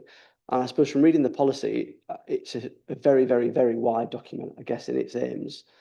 And I suppose what I was interested was, what is the council actually doing? You know, we can't control other organisations, but we can control what the council does, and particularly what Councillor Roller was saying there about that second aim about how do we identify people. And someone that's registered blind, there's loads of different touch points I have with the council through that. You know, it's a statutory registered thing, and I'll have a bus pass and I'll have a blue badge and I'll have whatever else. But during all of those processes that the council controls, nothing really is done to pick up and say to me, you know, if you're blind, you can't drive, so you know, how do you use a bus, or how do you use a car, or whatever else? And so there's obvious bits there where it feels like the council's not even getting the kind of low-hanging fruit. Like I said, I think this policy is almost too broad for it just to be looking at the council. So I wondered what sits behind this for each organisation to sign up and say, yes, they are the 4 points that we're trying to achieve, and how do we, as an organisation, achieve each one? Who would like to answer that? Well, I'll try. Right. I mean, in terms of identification, it is really difficult, as you said, because often people don't identify themselves as carers. And that point about at what point does, you know, doing things to help your partner or family become a caring responsibility? I think that's a tricky one. That's different for a lot of people. So what carers have told us is it's really, you know, GP practices asking the question and recording that, and then actually reading that on the record when they, you know, meet with people again is really helpful. We're asking our social workers and our social care staff to ask that question and to make sure that we're consistently offering a carers assessment to people. But it's also something that we're revisiting the discussion when we have reviews or follow-up meetings. I appreciate the point about the strategy being quite broad. I think it's really important to reflect again that this is based on, you know, what carers want to be in there, and that it's going to be iterative. There's going to be some action plan discussion on Monday to think about what areas to focus on first of all. And I've no doubt that it's probably going to change and develop over that next 6-year period. And, you know, I think what is helpful is there are some sort of key, you know, measures that people want to see achieved. So hopefully we can put, you know, measurable SMART goals against each of those, so we can understand to what extent we've met some of those initial aspirations. I mean, it's a good question to say what we're doing across the council. Again, part of the reason for us to bring in this paper today and to executive board next month is to raise that awareness and to seek support from across the council and other partners in how we deliver. Harriet mentioned health colleagues and others who've been involved in some of this work, and I think there is commitment. There's not a, you know, there's no increase in funding. We've got to do what we do, all of us, within existing resources. But we do spend money on support for carers. Potentially, we could spend some of that differently. We do commission York Carers Centre for a significant amount of work. But, you know, and I know Sharon's really keen to work with us to understand, you know, make sure that we're getting the right support to people at the right time. So I think there's, you know, there are opportunities for us to be quite targeted in some ways. And I think probably we might make better use of our council comms team and communications team to think about how we share some of those messages more widely, more broadly, encourage people to think about, you know, do they have a caring role? People can sometimes find it difficult to believe that children as young as 5 can have a caring role, but that absolutely is the case. But certainly a 5 or 6 or 7-year-old isn't going to be able to say, I think I'm a carer. So that is absolutely also about those links with education, schools, GP practices and other partners, you know, to be thinking about what's going on in this family and that family first approach, and understanding where we can, you know, put support in for children and young people. Councillor Steele-Spalshaw would like to. Yeah, it was just to add on to that. We had a discussion recently at the Health and Wellbeing Board as well, didn't we, about identifying young carers, because schools should have a statutory duty to identify young carers, and I think it was quite a bit below what we expected, and I think there was some further work going on around that to identify them. Sharon, would you be able to just say what that was further? I can't remember the exact detail. I'm not 100% sure what you were talking about at that meeting, but the Ofsted now have young carers in their criteria. So schools now have a duty to identify young carers, which we have seen an increase in referrals as a result of that already. And also nationally, there is a carers covenant, and some schools work a schools award. So we've got a number of schools in York now working towards achieving the award. We've got 4 who have currently got it in the last year, which is really positive. And our aim is for every school to have that award, which would ensure that they're then recognising, identifying young carers. We are also aiming to have carer champions in every school, and also there's some work going on around different departments, so around the permanently excluded young people. We've been looking at the numbers of that, and quite a number of those, we looked at a tiny group, but a number out of 6 people, 4 of those were young carers. So there's lots of work going on to try and identify where young carers are struggling in different areas as well. So there's lots of work going on there. Thank you. Councillor Baxter.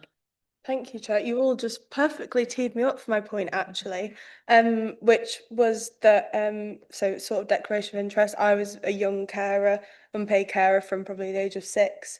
And, I wouldn't have identified as that, obviously I was 6, and my dad wouldn't either. My school were aware of the issues and why I was an unpaid carer, but there was never that kind of conversation as to what can we do to help, or if, even if they didn't have any resources, just kind of being aware of that and understanding if there was sort of any additional needs that I might have to sort of facilitate being an unpaid carer. So I was going to ask about if you have in schools sort of carers champions or teachers that are trained on that, because I think in education that's an easy way to sort of get that early on, and then if they need the support setting up for a long time, it's there. And then I was also going to ask about children who aren't going to school and how they're getting supported, because that's the way that we're going to reach children, and actually we can then reach the parents as well that aren't identifying as carers but might need support. How are we then getting to those who are excluded? So you've kind of already answered my question, but I also just want to say I think the format of the report is really good as well, and really easy to read. Sort of in Ofsted reporting, how is that, so it's been introduced as a statutory duty now that's part of Ofsted, but how is that kind of being measured in schools? Is it you have to have a carers champion? Is it that you just kind of have to say, we've asked all of our pupils who we might think are unpaid carers? Thank you. I think that they have to write down a number of young carers that they've got in their school. I think that's all it says at the moment, but I'm not 100% sure.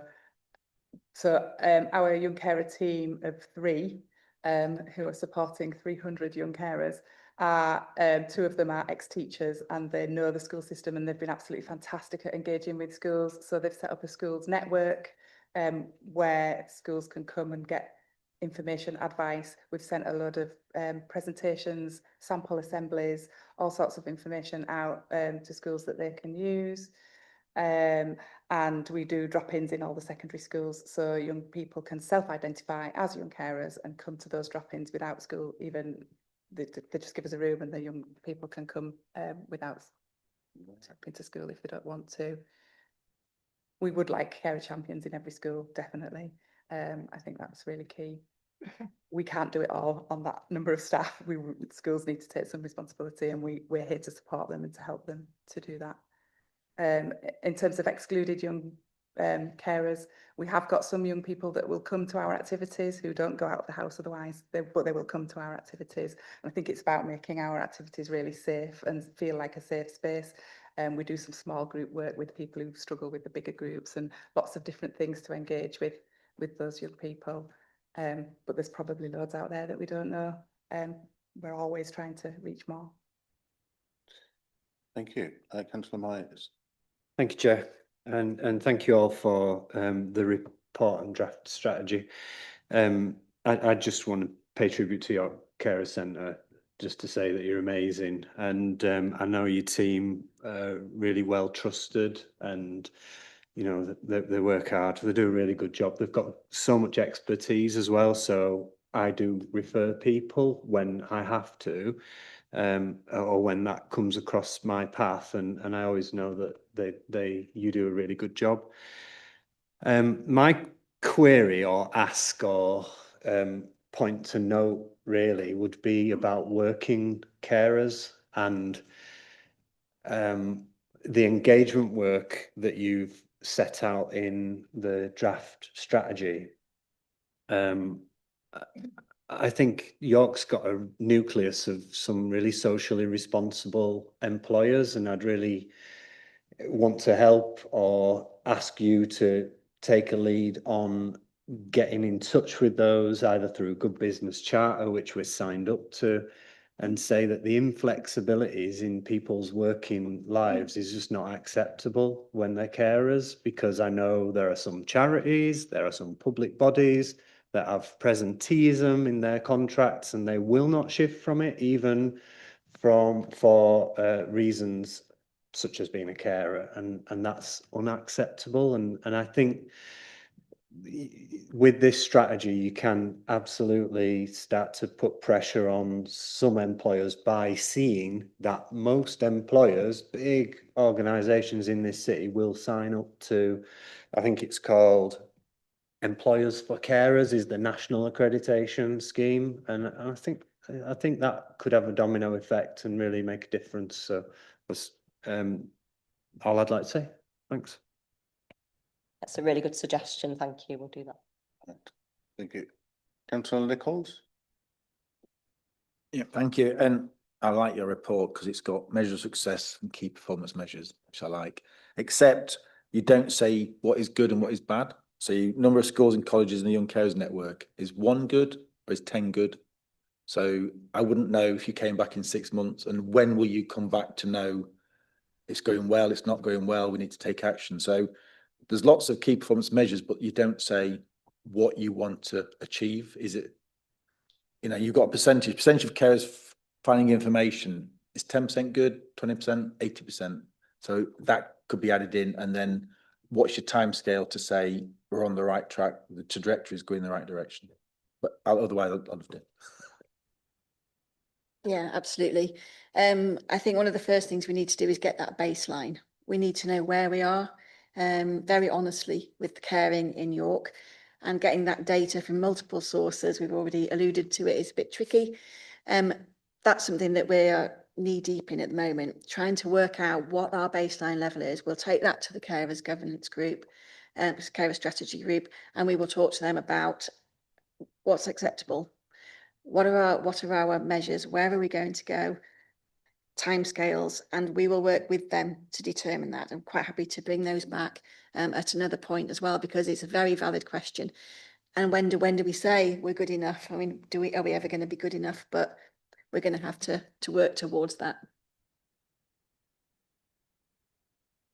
Thank you. Any other questions? Right, if I can just ask them on behalf of people who weren't able to come along.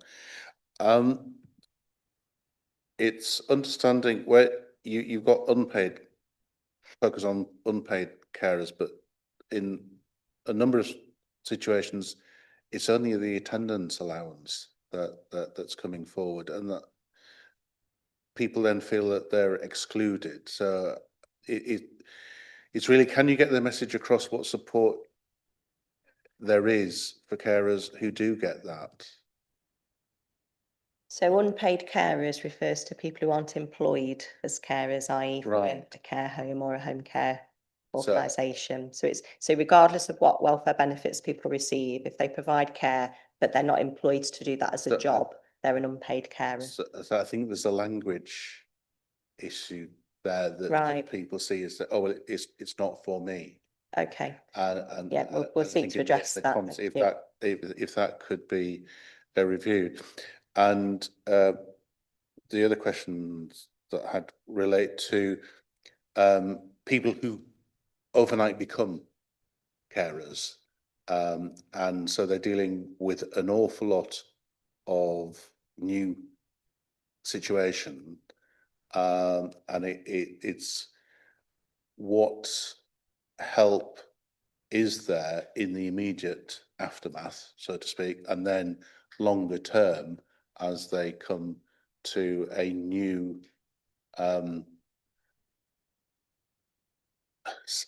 home life, and the support that there is for people making decisions about changing the makeup of the layout of the house.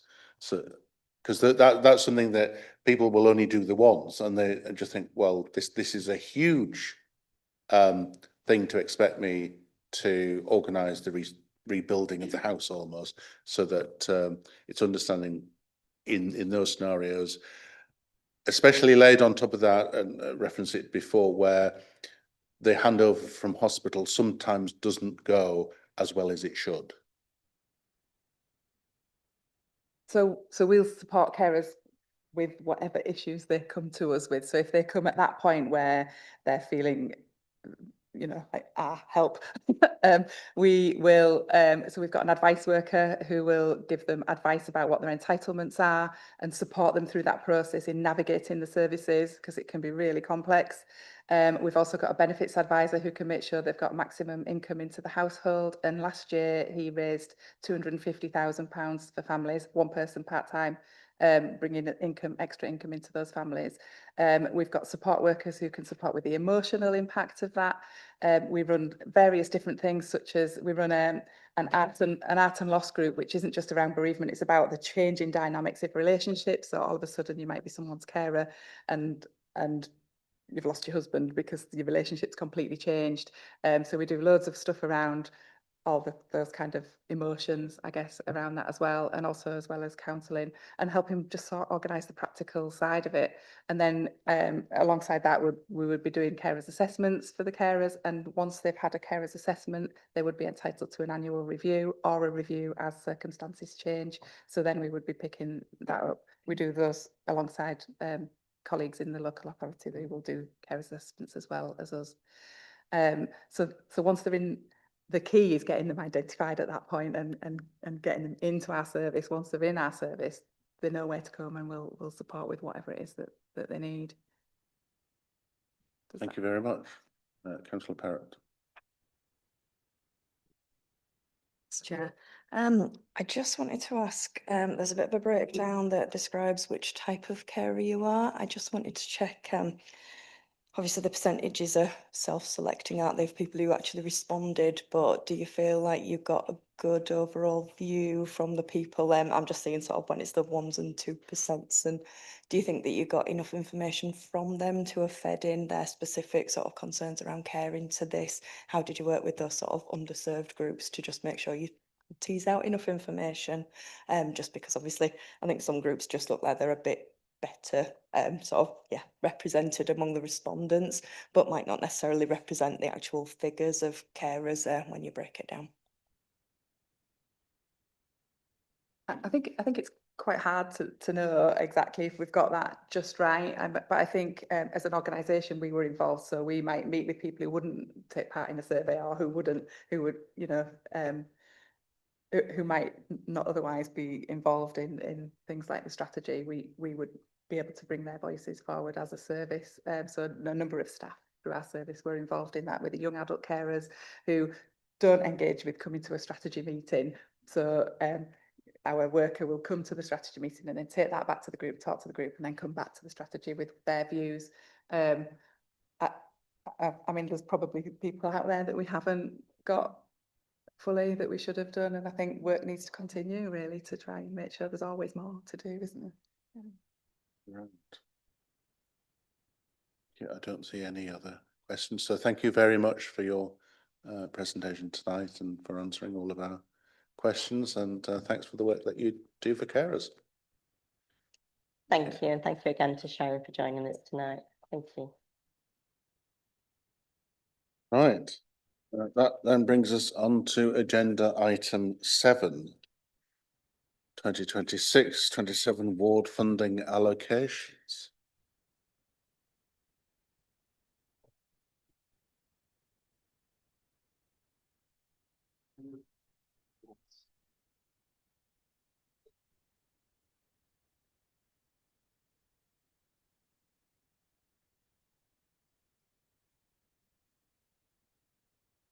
Right, Would you like me to introduce, Chair? please do. Thank you.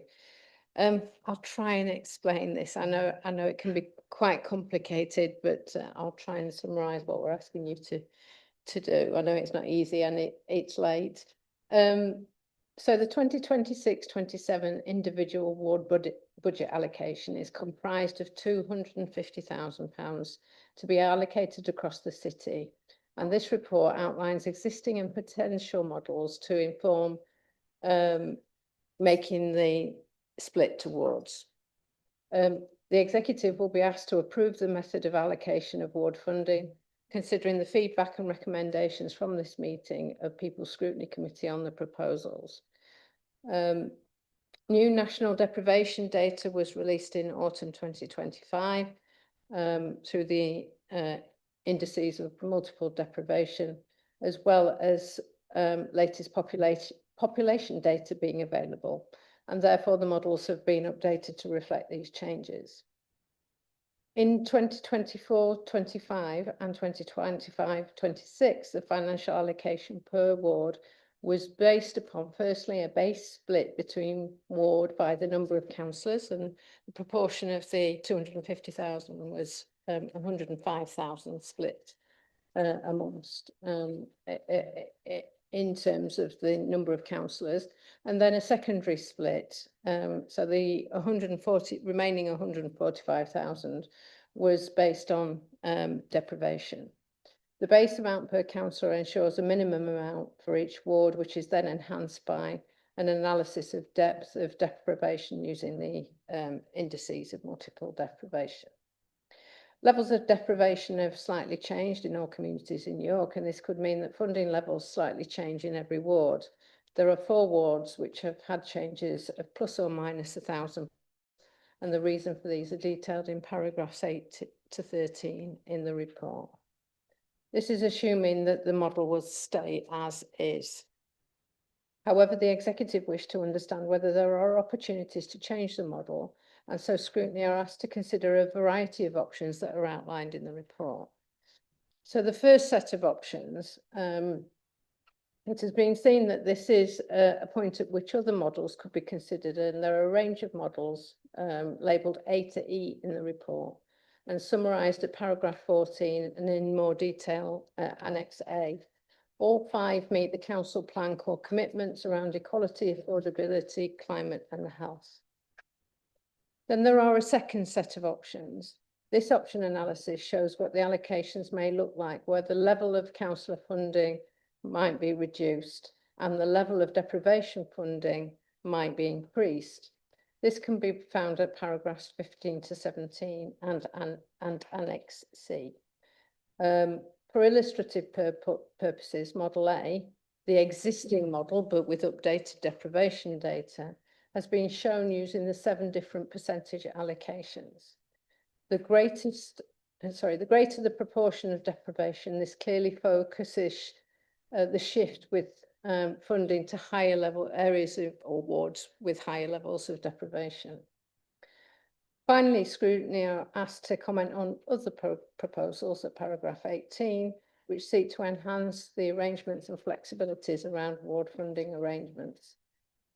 So these include structured award funding bid programmes held on a quarterly basis, followed by citywide funding releases. So there is another £100,000 available for citywide funding. This will be aligned within the York neighbourhood model so that funding could be directed to identified local priorities between wards. This would enable the neighbourhood leads, currently the community involvement officers, to work efficiently, help ward councillors look strategically at need, and feed citywide bids in from following the ward funding activity, potentially releasing ward funds for further opportunities locally. There, however, would be the ability for ward councillors to opt in or out of those quarterly funding rounds. Also, there's a proposal to improve flexibility to carry forward projects and funding at year end. The proposal is to continue to allow approved projects not yet started to be carried forward into the new financial year, and that's been in place for the last 2 years, but also to allow 20% of the year's budget to be carried over at the end of the financial year. So if there is insufficient funding for an application at a year end, it can be topped up from the following year. The steer that I am receiving is that this should be capped to 1 year only, so carry forwards don't take place in multiple years. The People Scrutiny Committee is asked to consider the content of the report, the options presented, and consider if they wish to recommend maintaining the existing model or recommend another model from the options outlined in the report, and any of the wider changes covered in the report. I hope that's been helpful. Thank you. Those of us who are old enough to have studied logarithmic tables would be familiar with this range of numbers. Right. Would any of the executive members care to comment? Right. I open it up to questions and comments.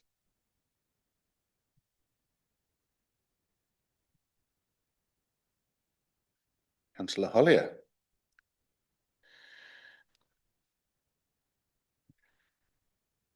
Thanks, Chair. Well, I've been slightly looking forward to this opportunity ever since we had the call in 2.5 years ago, in an attempt to try and fix what was obvious to me, at least, was a sort of bizarre decision to not take into account population in the second element, the deprivation element of the funding, which in essence means for that element of the funding, my residents are worth a third of Councillor Nicholl's residents, which has never really been a sort of sustainable or fair system to operate. So I certainly would hope that that could be addressed in the changes, if any, are made today. And it's slightly awkward because the changes A to sort of E don't really, you don't then have a sort of E1 to 7. So I'm not sure quite how that sort of works. So I think that's my main issue with the way the system works at the moment. I don't have a particularly fixed view on the sort of deprivation element, except that, there was a reason why it was a flat amount in the sort of pre 23 days. And I think the level of sort of complexity and attempts to sort of make a system sort of bolt on to deprivation sort of shows why that was perhaps, not necessarily a bad decision at the time. In addition to the fact that it was a lot more money as well. So I think my main point really is a hope that we can fix the second element and include, populational councillors. It doesn't really matter too much. I think the structured award funding element and the citywide funding, it doesn't really seem to me that the citywide funding pot has particularly worked. And I appreciate this is probably an attempt to fix part of that, because it seems the main issue with the way it was sold was it was a way for organisations do not have to bid across a range of different wards. But it seems to have turned into they're not allowed to bid unless they deal with the whole of York, which has obviously kind of moved us very significantly away from a kind of devolved system of attempting to come up with local solutions to local problems. And if it was up to me, that structured ward funding would simply be devolved back to the wards. And obviously, I absolutely agree in terms of the flexibility on carrying forward projects. There's been a number of things that don't necessarily fit ideally into the sort of financial year, so that sort of flexibility to allow things to move forward. I think as well it would be useful if we had a bit more or earlier clarity on the funding level for the following year. It does tend to come quite late. And quite often sort of into the new year as well, which has caused a few problems. So I think those are the main points I would make. Okay. Any other? Councillor Nichols. Just a couple of questions. Is all the money actually used from both the pots, as in our ward funding? Has everybody spent it, or do we just sit there with some money left in the city-wide? Has all that been spent, and what happens to that? What's left? Yeah, the majority of water funding has been spent now. We've been very busy signing off schemes. And all of the citywide funding will be allocated by the end of the year.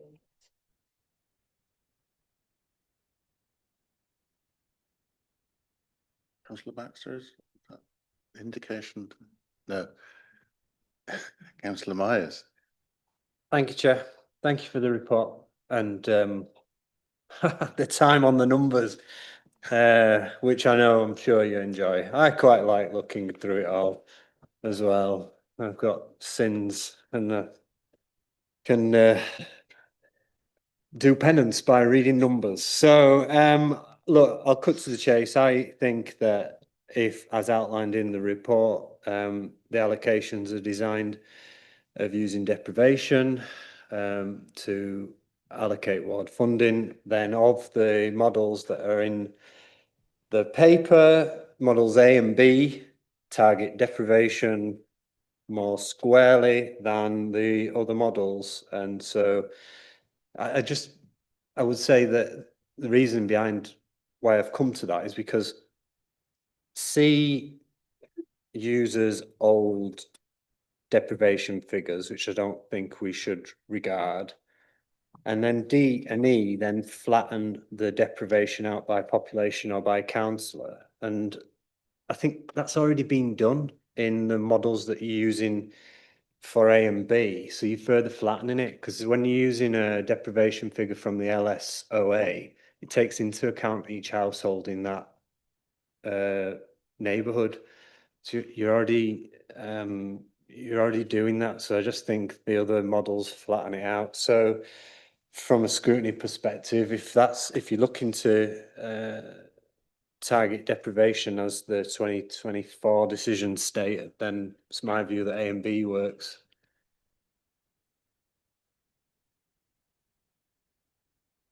Councillor Orrell. Thank you, Chair. The main thing, as Councillor Holly has said, is the reduction in the amount of money, which impacts on deprivation in all our wards. We heard earlier that in terms of the reports we had, that there was an attempt to work across the council, so we're not in a particular silos. So just to look at deprivation in general and how council policies affect that. For our area in New Earswick, the policies that led to the housing development there have cost the people of New Earswick best part of £1 million.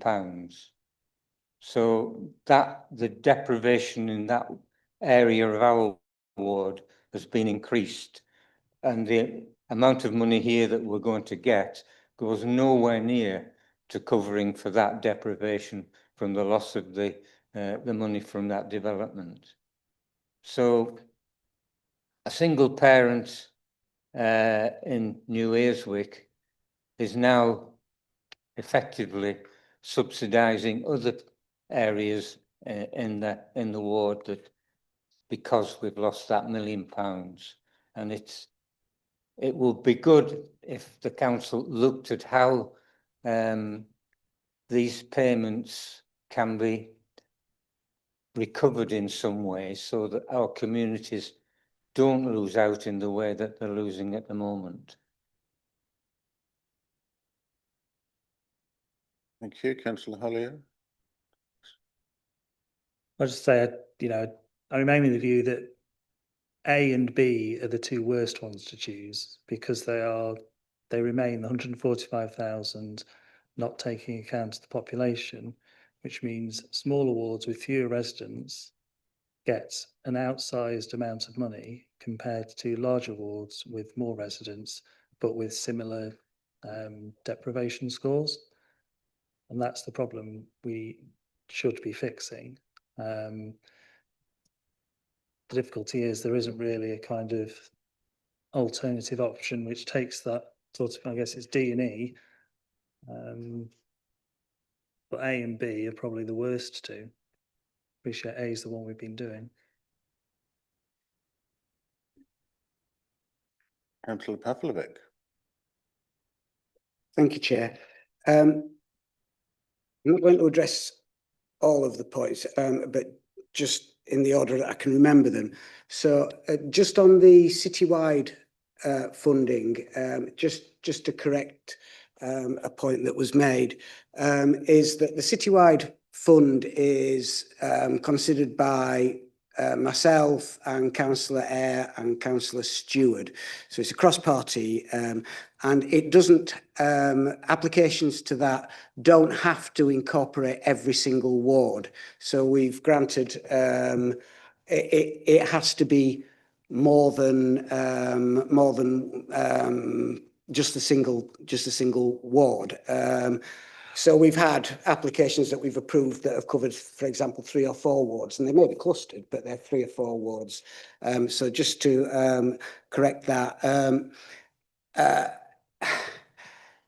The question around deprivation is, and it's a really difficult one for us all to look at objectively, because in every ward there will be individuals or pockets of areas where there are people in vulnerable positions, and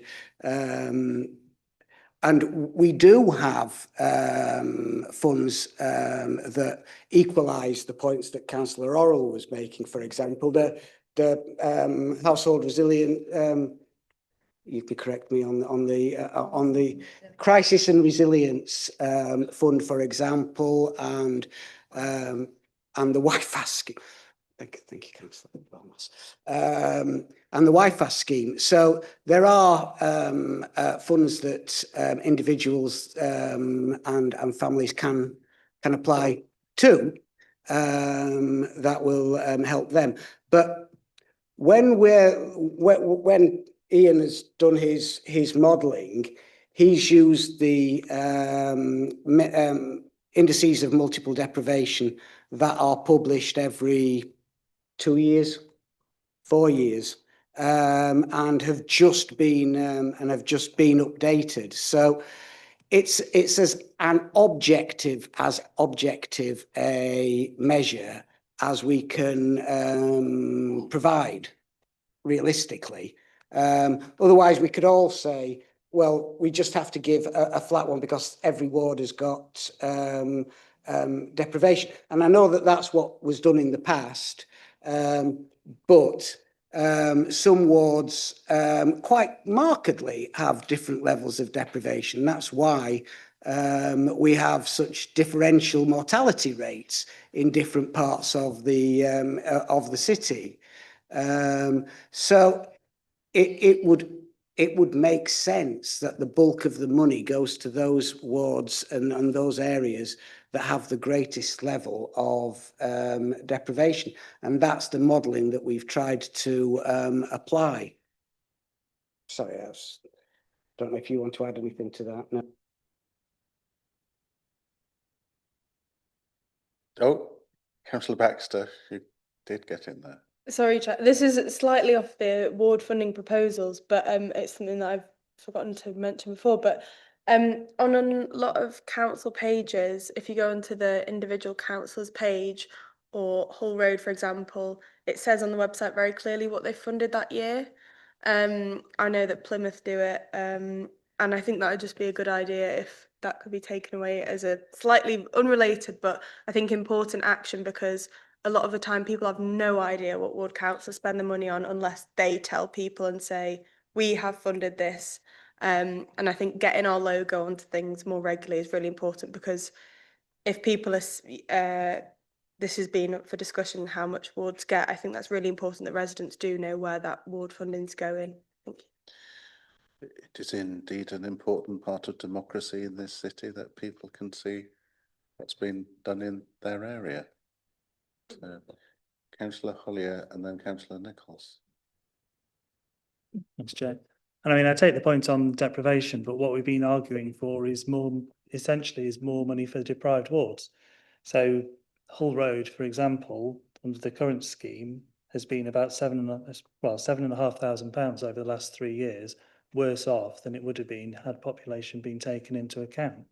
So it's similar to Westfield's £2,500 a year if population had been taken into account into the deprivation element of it. Hewitt would have had over £10,000 over the last 3 years additional if population had been taken into account. So I think that's the point that's being made, and that's more money for the more deprived wards, you know. Councillor Nichols. Yeah, I think we keep talking about this money as if it's our money. It's not. It's the council taxpayers' money. So if you want to talk about fairness, you could say who's paid the most in can have the most out, or you could talk about deprivation. So wherever you go down, there's always going to be an argument for making any argument. There's always a reason why, and I agree with Councillor Padwick, there's deprivation everywhere. I know in Bishopthorpe we're a well-to-do place, but I do know there's people who need help, there's people who self-harm, etc. So we could spend all night arguing about what is fair and what isn't fair. End of the day, this is council taxpayers' money coming in, and we're just deciding how best we think it should be allocated. And as far as I could tell, nothing's been wrong with what's happened so far in my 3 years. Thank you.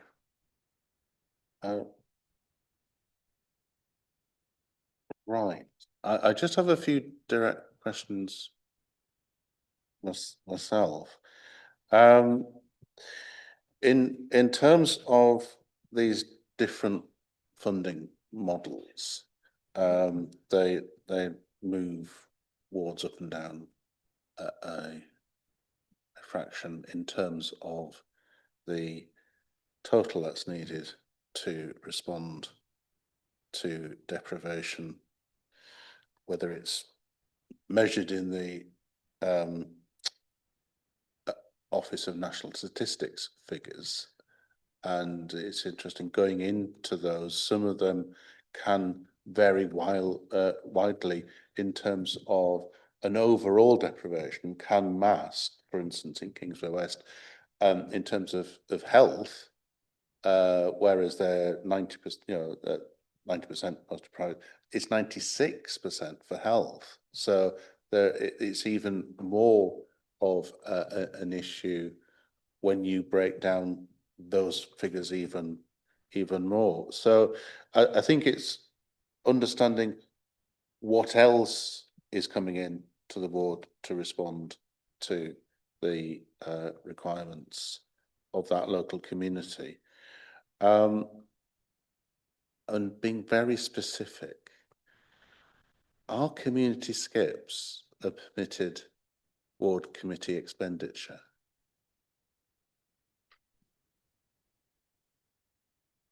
Shall I respond to the second one first? Okay, if you would like. No, and haven't been for a number of years, primarily because they're difficult to police and manage. So once you put a skip into a local area, it could be used for all sorts. I have got a written response for you, Councillor Waller, which I can share with scrutiny members if that's helpful. A fuller response than the one I've just given. Yeah, because in the stream we were at the combined executive member decision session, we were talking about the impact of central government reduction in support to the tune of £1 million over the next 3 years. So that's considerably more than the figures that we're talking about in terms of the wards. I think what I'd also ask in terms of the citywide funding, there was a couple of years ago recognition that some organisations were asking everybody for a cut, and it wasn't absolutely clear in the reporting of those organisations that they could show that individuals in your ward were getting the support. So I don't know whether other wards did it, but we handed a pot to the local area coordinator so that whilst it would have been entirely inappropriate for us as ward councillors to know who was getting it, at least they could say, yes, it's someone local that's getting it. And that was a way of ensuring that that the money was being spent within the ward because it was from that specific ward, but it could be amalgamated across the whole city, and therefore an organisation, a small local citywide organisation, was able to tap into that resource in a seamless way. And at the same time, there was the concept that there was bulk buying. So there was if different wards were buying the same thing, then it's much better to bring that together and then go to a supplier or whatever and say, well, actually, we want to buy 100 of these widgets, not 10 lots of 10. But then it morphed into this citywide pot, and I'm not really sure that we've gained much by doing it that way rather than seeing what's coming up from the wards and CIOs recognising, oh, well, you're asking for these same things. Let's have a procurement system that takes that into account. Councillor Lambs. Thank you. And Councillor Waller, I think you've hit on there something that is a really important addition that we've put into this report. As Pauline said in her introduction, we're recommending that wards think about having funding rounds during the year so that when applications come in, our communities officers absolutely can spot if there are organisations that are putting in bids to multiple wards, however many wards that might be, and they can assess whether those bids would be more appropriately dealt with by the citywide pot, and they can funnel those there so that we don't have a situation where wards are struggling to fund everything they need to fund during the year because of items that would be better served through the citywide pot. And it also means that there's more certainty and surety for those small local organisations who, rather than having to wait for, 10, 15, 20 different wards to make a decision on funding, they have one central decision. They get funded for the work they're doing in multiple wards, however many that might be. And they are better able to organise themselves. And we know that particularly very small local organisations, the demands are great on them in terms of making applications for funding, whether it's to the council or to anywhere else. And so we want to try to make it easier for them to make their applications, make it easier for us to deal with their applications, and make sure that the items that are coming through to the individual wards are items that are for that individual ward, and that are things that they can decide whether they it fits their ward priorities or not, and whether they need to fund it or not. So I think that's a really important thing, that we should look at bids as they come in. We should decide, or our community officers should decide, whether that better sit with the citywide pot or with individual wards. They can work with the bidders to make sure that they get all the help and support that they need to make the best bids possible to the right place. And I certainly and Councillor Waller, you'll know, because being a neighbouring ward to my ward, we often have bids that come in that we fund across 2 or 3 wards in our area, because they serve residents across the area, because residents don't really care which side of the road they live on. If they want some help, they will go to the place where that help is being offered, and rightly so. But where there are smaller organisations that are doing things on a wider geography across the city, it's right that we have a pot of money that they only have to bid to once. They only have to wait for a decision once. They only have to complete the monitoring paperwork once. And then they can get on with doing great things for our residents, because I know we all appreciate the work that's done by those small organisations in all of our communities. Thank you, Councillor Pavlovic. Yes, thank you, Chair. And just to add to Councillor Lomas's point, one of the issues with the previous system was that an organisation would apply across a number of wards, some of which would agree to fund and some of which couldn't for various reasons. And I'm thinking, for example, some of the smaller wards that got smaller funding pots.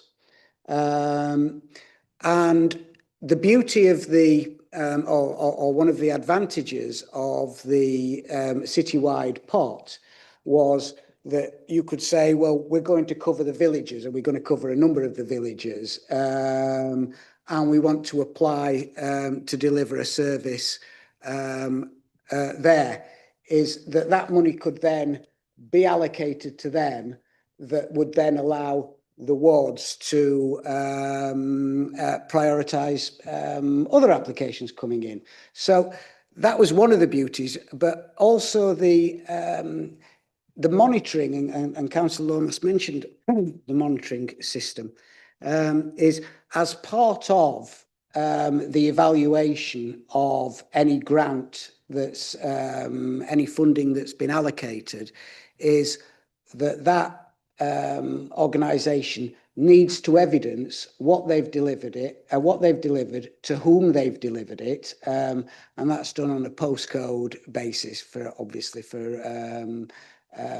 GDPR reasons. But we can measure that service that was granted citywide funding has actually covered across the city or across the wards that it's applied to. So there are really robust checks, balances, and as Councillor Lomas said, wards often will jointly fund initiatives that will cut across. We in Hull Road, for example, will deliver a number of services along with Heworth, or with Fishergate, or all three occasionally. So I think the system kind of does work, and I know that there, we can dance on the head of a pin about which model is the best one, but I take Councillor Nichols' point, is it does seem to be working, and we've tried to finesse it to take into account points that Scrutiny made last time, which was around the carryovers of projects that were approved but not able to be delivered during that financial year will still be allowed. So, any and all opinions are incredibly valid, and we do welcome them. But ultimately, you have to make a decision, notwithstanding that you've taken those views into account, as to what your principles and priorities are, and taking account of deprivation and those areas that have the highest levels of deprivation. And, you know, and if that means that Hull Road loses out because it's got a significant proportion of students and young people who don't meet the deprivation index, whilst we have one area that might be really, really significant, is that we tailor the funding that we do get into those areas. So I hope that's helpful, Chair. Thank you. I've often wondered how many angels would fit on the top of the pin. I understood it was 20. Right. Any other contributions to this debate? So I think it's fair to say there's mixed views on the citywide pot. You've heard a variety of views on which particular table people prefer. Do you need anything else from us? I suggest, Chair, there might have been a recommendation there around publishing the schemes under each councillor that you might want to, Well, I think, for us to take forward. Is yes, that rather. appropriate? I think that was generally well received. Having I didn't hear any other recommendations No. over above. No, so Councillor Lomas. Thank you. Absolutely agree. We should be publishing the detail of what the ward funding is spent on. I would just suggest that rather than on individual councillor pages, it's on the ward pages, because we have ward pages, of course, which should contain the details of when our ward committee meetings are, for example, and I would suggest that that's the best place to publish details of the decision, because of course it's not an individual councillor decision. It's an officer decision that's made with input from relevant councillors, and of course ideally community consultation.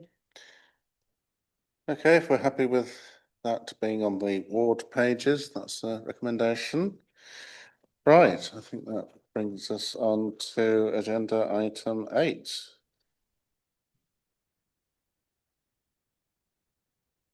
Which is the work plan. So we've got mapped out so we've got mapped out on Annex A what's coming to us. Anything that we need to specifically consider, other than we are getting very close to having the task and finish group for housing repairs, aren't we? Thanks, Chair. Yeah, just I think we're looking to get a meeting set up quite soon to discuss that. And I just also thought it was worth flagging that in the space between the last meeting and this one, we'd circularised members by email to get their views on the committee's participation in the joint task and finish group with Corporate Scrutiny Committee on Adult Social Care Finance. So we've now got the membership for that agreed, and a first meeting has been set up as well. So I just wanted to highlight that that's taken place as well. That's good. Any questions, comments on the work plan? Polly. Sorry, I know officers don't usually take part in this. Just that there's there was a to be confirmed item on PSPO expansion. That work isn't ready yet. No, it's not ready. So I did mention that to James at the beginning, that we'd have to push that forward. So which you're pushing it we Further don't know through the yet. year. Yeah, we've got quite a lot of work to do. There's quite stringent requirements around having the right data and Right. consultation information to support PSPOs. So that was then. So that's public safety April. protection orders, sorry, I'm talking in jargon. So that was the item for April 15th. We won't be ready for April, but I'm hoping to have more firmer dates for James in the next couple of weeks. Okay. That piece of information, other than that, brings us on to item 9, urgent business. I didn't have any urgent business reporting to me, so bring this meeting to a close. Thank you very much for your attendance with some very hefty items on the agenda. Cheers.